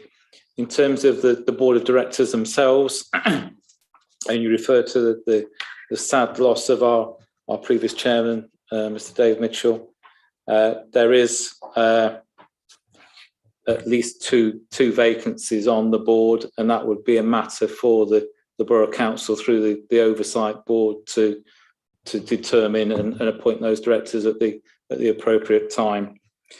In terms of contracts, we are winning contracts and we are expanding, and year on year we're averaging a growth of over 7%. We also find, in terms of strategic growth, that acquisition is a very viable way forward. And indeed, I referenced the purchase of a grounds maintenance company, and that brings with it existing clients, which we can then not only maintain those clients, but we can upsell to them in other services. And an example of that would be tree services that wasn't formerly provided with the grounds maintenance company, and we are now upselling to those clients and schools, and we're seeing a big uptake in that. Yes, at the moment it would appear that we are more successful at the lower sub £50,000 contracts, but that's not to say that we can't fulfil those higher ones as we move forward. And indeed, as you've referenced, we successfully provided the £1.7 million contract with the Borough Council. I think you're actually quite right, and it's probably an oversight of mine to undersell the social values and the social aspects of what we do in the community. And again, we partner with the Borough Council and are very proud to support the initiatives that the Borough Council do. COVID has impacted us this year, but we normally get involved with the days of action across the borough, which have been very successful in the past. We do help communities, and over the last year, we've certainly been involved with community gardens at Cockgrave, for example. But we do work throughout the borough, supporting social groups. Another one was in West Bridgeford with another community garden. So thank you for raising that, and I do believe it's very much part of what we do, marrying the commercial aspects with those social aspects. In terms of the environmental side of things, as I've set out in the report, we've set out a plan. We're working in partnership to become carbon clever and reduce our carbon emissions with the Borough Council, and I think that will accelerate over the coming years. Thank you. Thank you very much, Nigel, for coming back on those points. And Councillor Stockwood, I think in terms of the governance arrangements and the composition of the board, you've provided assurance from your perspective that you do feel with the filling of those additional vacancies, once those individuals are recruited, it will be back to the sort of structure that you want. Contracts, I mean, clearly there is growth year on year, as you suggested, although the value of the contracts and winning sizable ones is something that you are addressing, and the community support and social aspects I think you covered as well. So Councillor Stockwood, does that cover the points you've raised? Thank you. Yes, Peter. Yeah. So just to is that working? Just to add on the governance, and I know it's a source of I think frustration for Nigel that we there is these extra reports now that Streetwise are provided. So there's a report here, there's a report going to Cabinet, and then there's the role of the Oversight Board. So we have internally looked at strengthening the governance in terms of certainly the councils from the council's perspective, just to make that point. Councillor Williams, I think you also wanted to come in. Thank you. Thank you for the report on everything that you're doing and what's been happening. I just wanted to ask a question about 9.4 to do with the traffic to the website and inquiries. Do you have any information on how kind of that 200% increase on the previous year? I take it that, of course, there was no website, so it'll be quite high with inquiries percentage, but how much of that is actually turned into kind of getting work and sales and that type of thing? And then if there's anything that you have from social media and other avenues to try and just from business like that. but then also I was just wondering about, has there been kind of an impact to the business with the last COVID lockdown, where a lot of places wanted to get a lot of work done during the lockdown, whilst there was no people about in parks and areas like that, that then ready for when lockdown took place, that all that work was done, and then they could kind of just keep on top of the basic maintenance and get a lot of the big stuff done. Has there been kind of an impact in that sense on the work that might come into this year's financial perception and figures? Thank you. Thank you. We did have a website, and as with all websites, it was beginning to age, and the hits were relatively low. So you're right. We were coming from a lower base for 218% year-on-year increase. That translates into at the moment about 1,700 views per month, and working down about 250 interactions. A lot of those are for domestic work, and we do have a high conversion rate. And again, I think we offer a really good service to the borough residents, and they have that assurance of the quality, and particularly in the waste disposal, that is correctly treated, and often, certainly with the tree work, all of the waste products is recycled. So we follow up on those environmental values as well. The lockdown, we work very closely with our clients, and in particular the Borough Council. It was a phased return during that initial lockdown, and we were able to use the lower footfall in certain areas to do some extra work.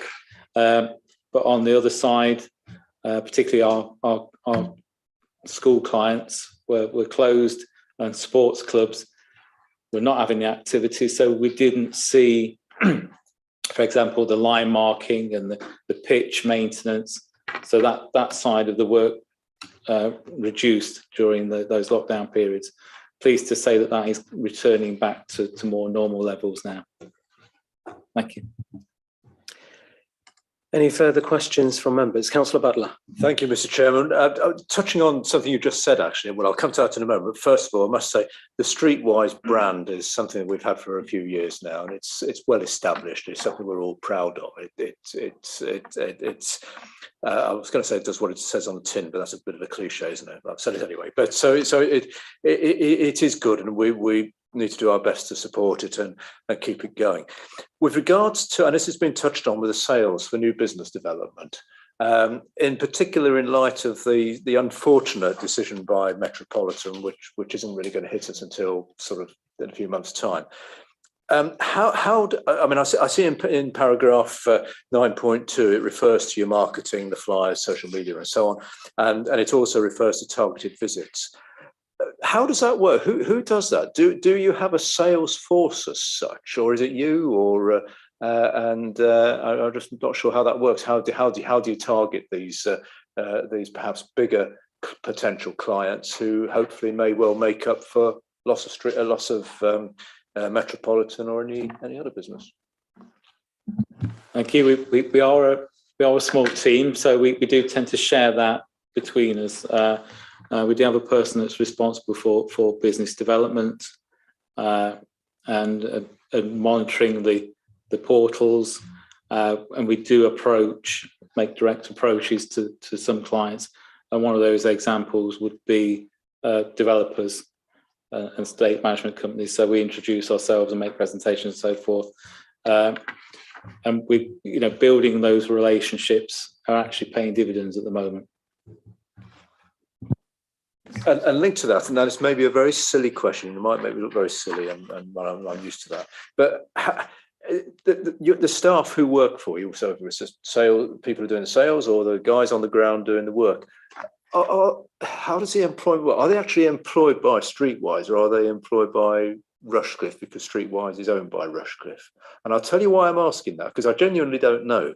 But also, and again, excuse me if this is very silly, but when you look at page 235, which is a summary of the notes, in paragraph 3, employees and directors, the average number of employees during the year was nil. I just need to get my head around that, and I hope it's not a silly question. It's probably a very simple answer, but it's probably just me. Absolutely not. We've got two companies, both legal entities. Streetwise Environmental employs all of the staff. The trading company at the moment doesn't employ any of the staff. Councillor Mason. Thank you. Really, it's just a comment because obviously somebody in Streetwise is keeping an eye on things. It's really a comment that I noticed that on page 229, that performance dropped significantly in September. Just a quick question. What do you think that was about, really? But next month, October, gosh, it's gone up to 100% again. So it was just suddenly September seemed quite an important time. But obviously you're keeping your eye on the ball, and you noticed that, and you must have done something to get it up from 75% back to 100%. Yes, thank you. Within the Chief Exec's covering report, she references the fact that we've got a very strong performance framework in terms of KPIs and client officers within the Borough Council that go out and independently monitor what we do. We have regular monthly meetings and quarterly meetings so that we are absolutely monitoring performance throughout the month. Partly it was COVID that impacted, I'm afraid to say, on September in terms of staff absences and having to bring in agency staff to cover, and it was a blip. We put that right, as I've said in the report, bringing in extra resources and making sure that those staff had the toolbox talks, etc., to remind them of the standards, etc. So it was a blip, unfortunately. Okay, if there are no further, Councillor Phillips. Thank you, Chairman. It's just one question about your carbon footprint. So we've heard about the switch to electric tools, the changing of the fleet. Are you able to actually shout about how many tonnes of carbon you've actually reduced the running of Streetwise by, or maybe per 1,000 miles? Because if you've lost contracts, then it's going to make your carbon footprint look a lot smaller. So maybe if we put it into per 1,000 miles of vehicles or per however many hours of work, just what impact that is on your carbon footprint. Thank you, Councillor Phillips. We are doing that, and I'm afraid I don't have the figures with me tonight. We do share them with the Borough Council, and officers within the Borough Council do monitor that. It forms part of your figures as well. But we do quantify that, and we will be, as the fleet is newer and we change to those alternatives, obviously we'll be monitoring and looking for a significant reduction. Thank you to members for all of those in-depth questions. Actually, firstly, Councillor Stockwood, I noted your declarations of interest, which you didn't declare at the beginning of the meeting, but we might have to let that one go. But so with regards to Streetwise, we were asked to receive the report, which we've duly done. And thank you very much, Nigel, for taking us through that. And we've considered a number of areas, from governance to contracts, business development activity, financial performance, carbon footprint, as well as community engagement and so on and support. So I think we've had a very good discussion. We've covered quite a lot of different areas. We will pick up the key highlights of that discussion and the key actions, which I'm sure Tracy is capturing and documenting for us, and those will be going to Cabinet as per the recommendation. So just going back to the recommendation, we were asked to receive the report to discuss, satisfy ourselves in terms of the going concern and performance of the company, and to refer any comments to Cabinet. So I think we've done that, so we can minute that, Tracy, as duly noted. Nigel, thank you very much for taking the time to come and talk to us and take us through that report. Thank you very much. Okay, I'm just conscious of the time. It's been a long evening. We've had a packed agenda, but we're almost on the home stretch. So capital investments, mid-year review, pages 253 to 266, a report from the Director of Finance and Corporate Services. Peter, who is going to take us through this? Is this Marie or Sarah? Marie's going to run through the first section of the report, and then I'll do the part on commercial investments, and then we'll take questions after, if that's okay. Thank you. This report summarises the capital and investment activities for the first 6 months, April to September, and accords with professional practice. Paragraphs 4.1 to 4.7 summarise the economic background. Interest rates are expected to increase 0.25%, with a further increase expected in the following year. Inflation is expected to rise due to cost pressures and the reversal of temporary tax cuts. Paragraph 4.8 shows that whilst interest rates have fallen, the council has received more interest than expected due to larger investment balances and investing in longer-term, higher interest earning accounts. The table in paragraph 4.11 shows that our longer-term investments are outperforming LIBID rates. However, interest rates on short-term investments remain low. The table in 4.12 summarises Council's investment activities and shows an average interest rate of 1.16%. This is better than last year due to investment balances being significantly higher and more being invested longer term. Paragraph 4.14 discusses the Council's continuation to temporarily fund the capital programme through internal borrowing. The table in paragraph 4.16 shows the spread of the duration of the Council's investments and, as previously mentioned, reflects the need to hold cash in liquid funds as well as investing in the longer term. Paragraph 4.18 reports on the diversified funds. These funds have recovered pre-COVID values and are currently valued at more than face value. At the end of July, a further £2 million was invested. Paragraphs 4.19 to 4.22 explain prudential indicators. These are also shown in Appendix A. Capital underspend is projected to be around 10 million, primarily due to reprofiling of Bingham Hub and the crematorium. The indicator, financing costs to net revenue stream, is shown an improved position due to higher investment returns and no debt charges. The expected investment position is lower due to not having to externally borrow as expected, instead using internal balances. Overall, the Council has been successful in managing its Treasury investments. Despite having to hold short-term balances for liquidity purposes at very low interest rates, the Council's diversified portfolio has overall attracted good returns. I'm going to hand over to Sarah, who will run through the performance of the asset investment strategy. Thank you, Marie. So moving on to paragraph 4.24, it just summarises that the Council, as you will know, no longer invested in commercial investments, and the 3.8 million that was remaining in the asset investment strategy budget has been returned.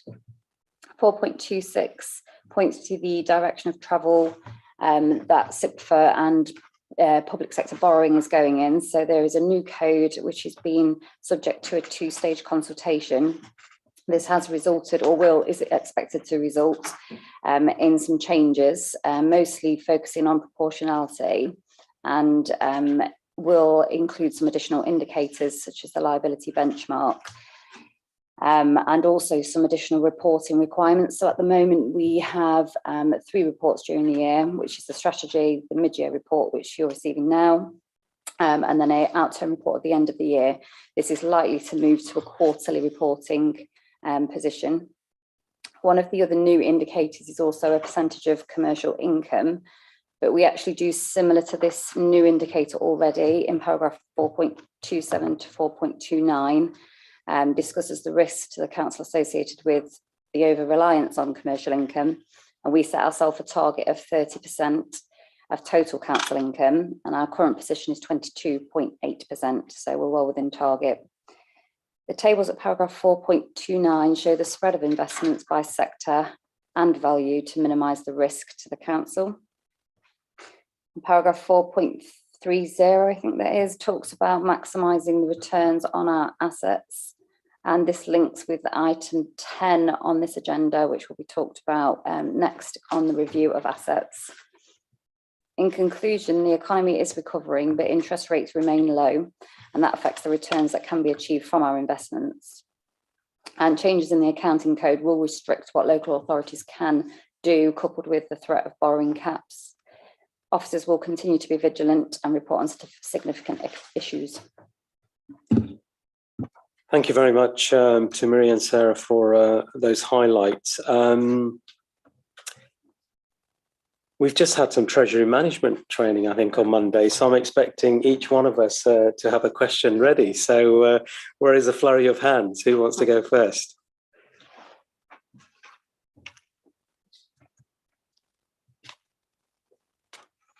Councillor Stockwood, over to you.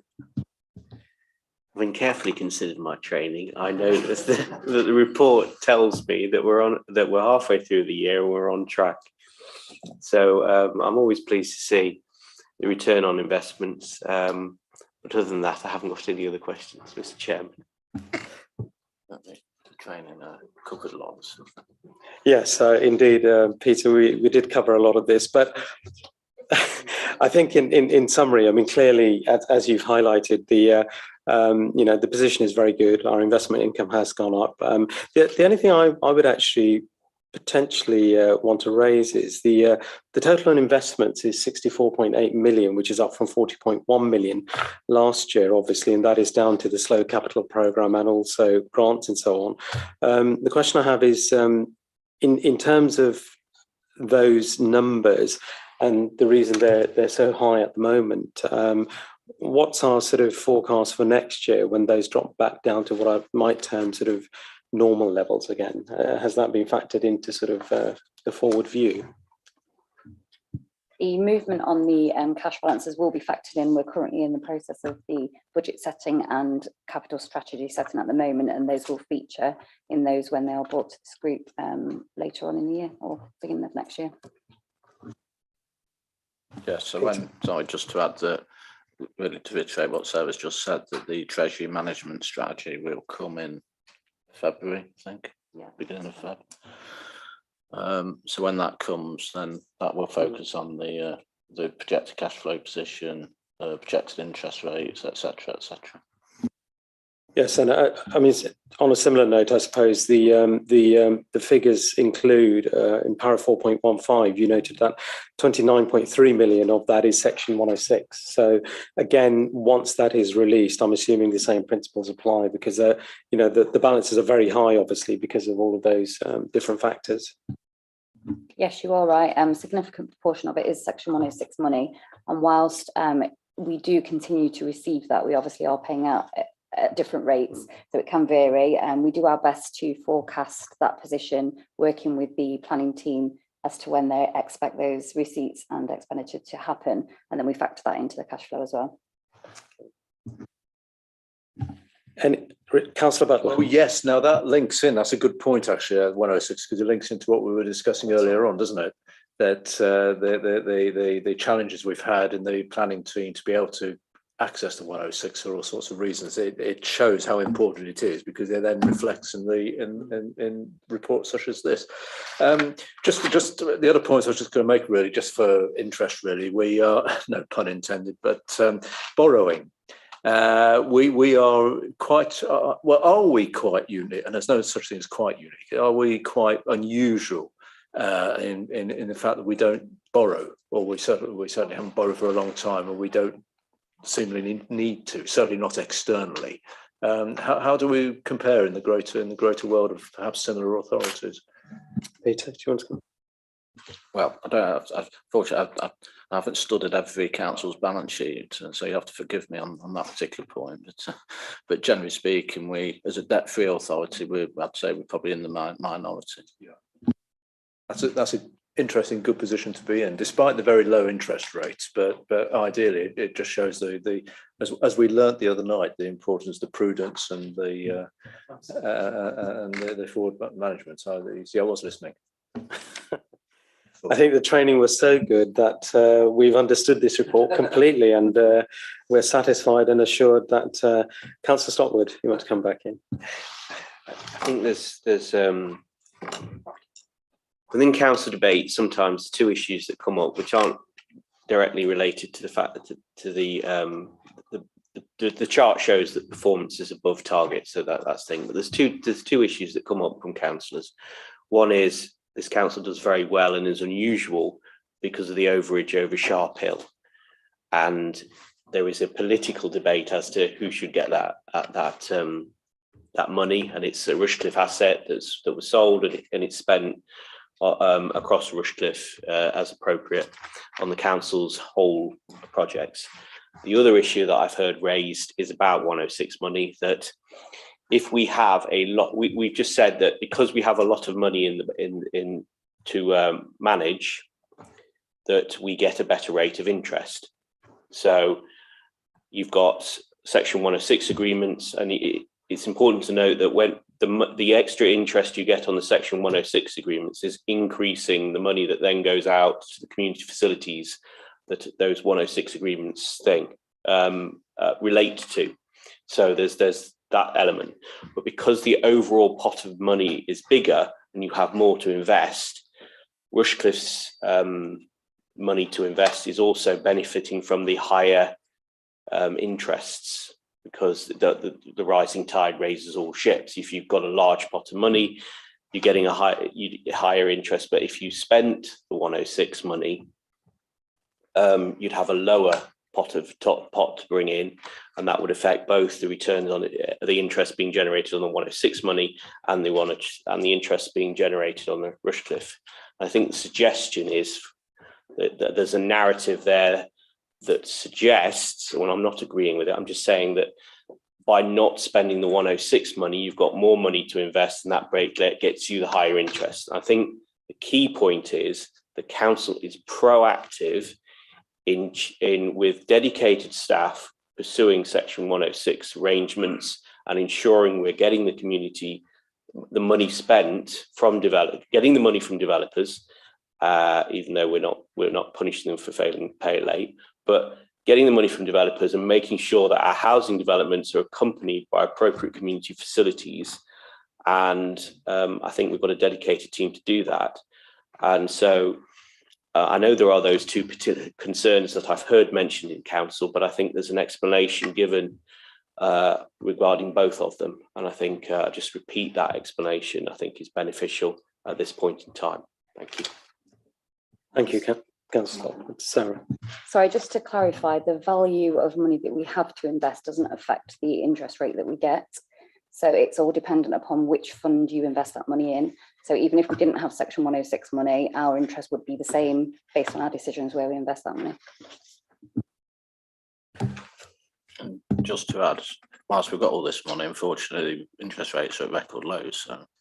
So. Gurpreet, yes, do you want to come in?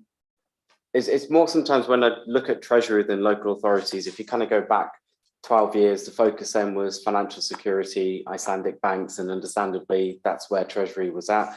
when you kind of roll forward to where we are now, it's about financial return, and that's always the focus, but more so because of financial pressures.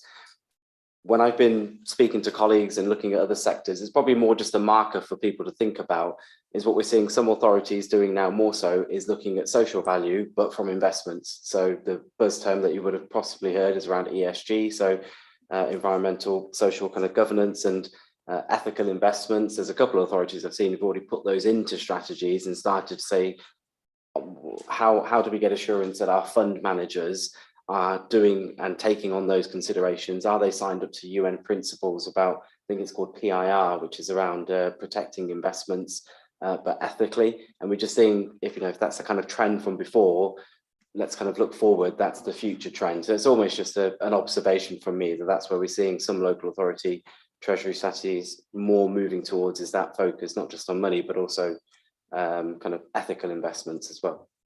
Yes, thank you. Thank you very much for that. I'll come back in a moment. Councillor Walker. Yeah, thank you. Thank you for that, Gurpreet. That's really, really useful, because that was one of the kind of topics that we brought up at the treasury management course, workshop, what is it, that we had on Monday. And that was one of the points that we had made about our investments. I think it's also worth noting about this council is that we don't have the kind of expenditure that other councils have. We don't have the things that you just mentioned at the, the cuts that are going to affect the other district councils. We don't have those same kind of pressures, therefore we're not feeling the cuts in the same way. So I think it's worth kind of inserting that into the kind of discussion as well. Thank you. I don't know if you want to come in on that, Peter, in terms of I don't want to start getting into political debate about cuts and one thing or another, but let's not, whilst up to authorities do have pressures, we also have our own pressures, and I don't want to undervalue that either. Okay, thank you, Councillor Walker. And I was going to actually make the same point, Group. Thank you for raising that, because we did actually discuss it at our last meeting as well. And I think there is that trend in terms of, not just security, liquidity and yield, but also ESG and where's the balance. So I think that's certainly worth noting, and I'm sure we'll be considering that again. So thank you for that. Okay, so following our enthusiastic training earlier this week, we've had a very lively debate on this particular item, and we're asked to note the capital and investment strategy, which we've done, and we've discussed it very enthusiastically, as I said. So thank you very much to Sarah and Marie for taking us through that. And in fact, I'm probably going to go back to Sarah, is it yourself on item number 10, review of investment assets? It's not actually, it's Nick. Nick, my apologies. Nick, over to you. Sorry, we've kept you waiting until the end, but over to you. Thank you very much. The purpose of the asset review was to update members in respect to the council's commercial property portfolio and having regard to the asset investment strategy launched 4 years ago. The current annual revenue from our commercial portfolio is 1.6 million. It's made up of historic properties that we've owned for a good while, like Manvers Business Park, but we've also in the recent years constructed quite a lot of property, mainly in Cotgrave, such as the Phase 2 Colliers Business Park, Phase 2 Cotgrave Shopping Centre, the Business Hub at the shopping centre. We've also acquired property purely for investment value, such as Barden, Finch Close, Trent Boulevard, Boundary Court, Units 1 and 3, Ed Walton Business Park. The property mix is mainly industrial. We have office and we have retail.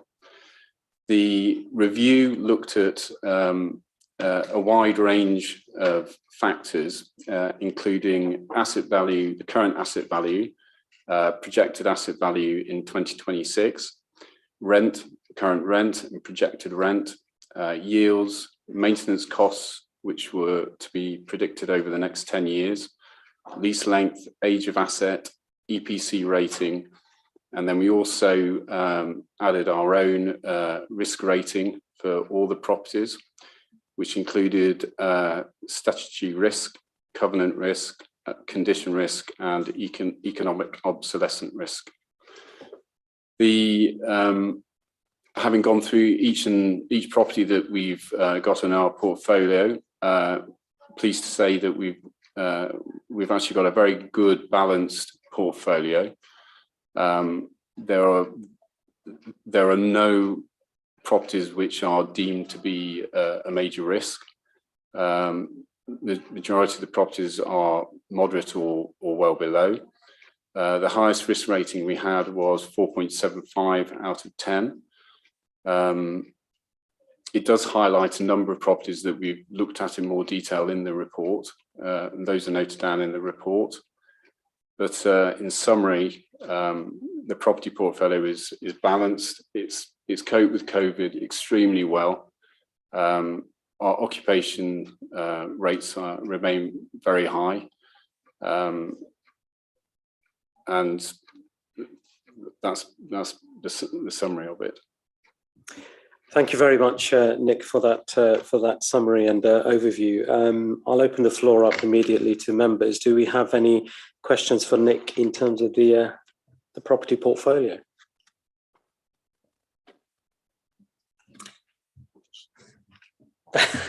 Councillor Butler. Well, very briefly, I accidentally touched on this in an earlier item, so I won't repeat what I said. But other than the fact that this report actually is genuinely very interesting, because it does remind members as to what we've got in terms of property and assets, and crucially what they are doing for this authority in terms of income.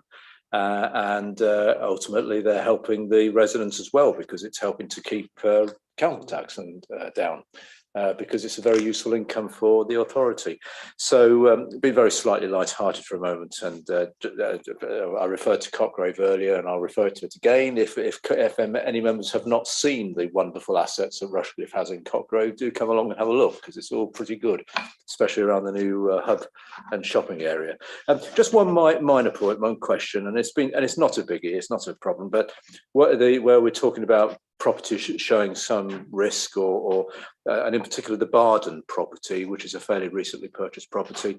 It's not a big issue, I know, but has that come as any sort of surprise to us? The sort of extra challenges that seems to be showing, or were we expecting it? Well, as you rightly say, it's on the. It's the best of a. Sorry, it's the worst of a good. Yes, that's the phrase I was after. So there's no real surprises there. What I will say with this, I certainly thank Nick for the work that he's done on this, and he's put a lot of time and effort in pulling this together. But what it does do, if you remember on the Treasury course, one of the things when they were talking about the SIP for code, they were talking about making sure you've got exit strategies for commercial investments. And what this does do, it gives us that sort of way in, if you like, in terms of analysing, if you like, the performance of our properties, so that if we do get to a point where, I don't know, if for whatever reason we needed to have some sort of fire sale or get rid of properties, dispose of properties, or we wanted to get a capital receipt, and it gives us a direction of travel that we can use. And the other point I will make is that obviously the whole property sector is a fluid environment, so it's something that Nick and the property team will do keep looking at. And I know we more recently in the last few years we purchased some commercial properties, and they're like the Ed Walton ones, and they're doing particularly well if you look at this and in terms of the risk profile. So I think it's an excellent report, and it's something we'll bring. I think we said we'll bring it back in 2 years' time. Just as an update, and obviously, but if things change any sooner, if there's some changes in the property sector that might require a more urgent report or something like that, then obviously we'd look to do something sooner. Councillor Stockman. So there's the green and yellow chart and the accompanying graph.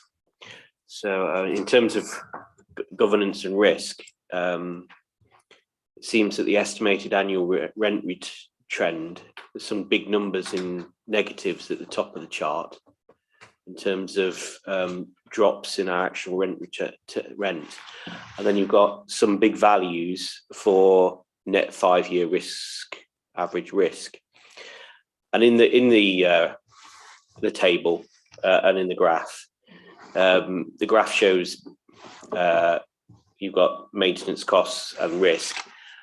Walker's Yard, my understanding, is quite a small property and it comes down to if you talked about exit strategies. Barden is 1.8 million. I think we're into, and the point is somewhere in 4 million. Whereas Walker's Yard is a much smaller unit, and so the risk of a problem at Walker's Yard is much smaller to the council than a risk at the Point or Barden, I think, is my reading of the things.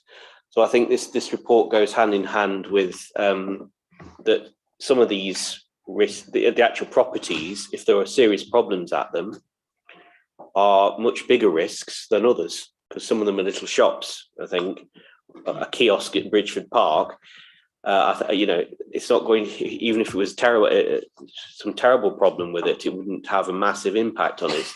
And yet there's actually a great variation there of having a 4.25 for Barden compared to, say, Walker's Yard. So I think you talked before about quantifying the risk and understanding that some of these risks are much bigger threat to the council than others, even though they seem to score a similar scale. And then you talked about perhaps exit strategies. Do we have, within those 2 years, do we have a process for triggering exit strategies, and how would that be coming forward to the council for decision? I know we've got an investment strategy, but how do we have an equivalent process for exit? Because I think one of is the Financial Management Code introducing a requirement that we constantly consider each year whether or not our investment properties are the right properties to keep, and how do we plan our exits? Well, this is I suppose, the key information that's going to be driving, those properties. I mean, you're right what you're saying in terms of relative values, but that's only one aspect. The purpose of this is it's considering a whole range of risks, factors, not just about necessarily the specific value of the asset. It's like the tenant's risk, if they haven't got, depending when they might have break clauses and that type of thing. The levels of repairs and maintenance, the location, the sector. So there's a whole range of things that have got to be considered, and that's where the sort of scores come out. So but in terms of obviously we're as a property, I mean, it comes down to where we're at in terms of there's two aspects. There's one, what's the overall council financial position that might drive potential asset disposal. And obviously we're constantly monitoring that. We report that through our normal financial governance reporting processes in any case. And the other factor is that clearly on a property, almost property by property basis, if there was something changed where it felt like there was a disposal required, we do actually have to go through, for example, cabinet, I think, where any properties that are going to be disposed of have to report through to cabinet in any case. So there are processes in place for that eventuality.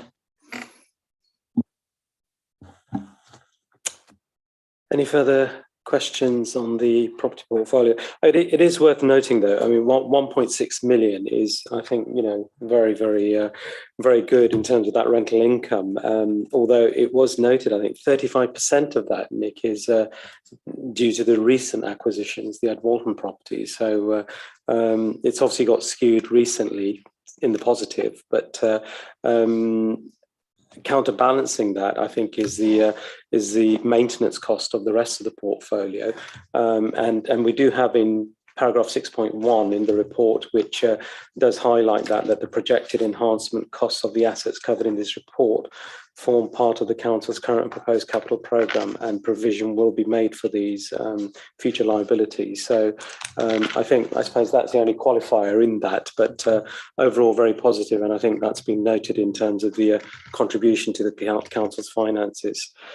Okay, if there are no further questions on that particular report, we were asked to scrutinise the commercial property portfolio, which we have done, and it is very positive. And we have talked about the exit strategy, and Councillor Stockwood's made a very legitimate point around the risks. I think risk sort of process and the value of the properties and so on. We're also to receive a biannual report on the council's commercial property portfolio, so we look forward to seeing the next one. But I think if we note, Tracy, we've received those reports and we've had a good discussion around the portfolio. And thank you very much, Nick, for and apologies you had to wait such a long time. We've had a hefty agenda today, which moves us on to the next item, actually, which is our work programme for the next one. So, Peter, you wanted to come in? Well, I need to say, I'm sure there wasn't much on telly that Nick wanted to watch. He'd rather have been here tonight. So our work programme is our final item on the agenda. Let me just get to it. So, I mean, it is quite packed in February yet again, but you know, we do have to go through these items. So, does anybody have any comments in terms of the proposed programme? Peter. Sorry, Sarah. Sorry, first. Yeah. I was just going to point out that the annual audit report and the value for money are actually the same item. So that's one item less on that agenda. Yeah. Yes, they're merged actually. And whilst we haven't set the timetable for next year yet, but it's likely, as we did last year, the May meeting will probably move to the June meeting. The reason we have that meeting in May normally is because the annual governance statement is approved prior to the statement of accounts being published at the end of May. All those deadlines have moved forward again, as we reported earlier. So the likelihood is it will be a June meeting rather than a May meeting. Thank you for that clarification, Peter. I mean, just to remind members, actually, as a scrutiny group, we do have the scrutiny matrices and these standing items or proposed agenda items. We do have the opportunity to add exceptional and you know, upcoming sort of areas of concern. So just to remind members that we should bear that in mind as well. But Peter's smiling at me because I'm probably adding to the agenda if I remind members. Yeah, well, there's quite a lot on the agenda. So. Okay, so that was our last item on the agenda. So I'd just like to thank all members for getting through this evening. There was a lot to cover, and thank you very much for attending, and have a good journey home, and we can close the meeting. Thank you.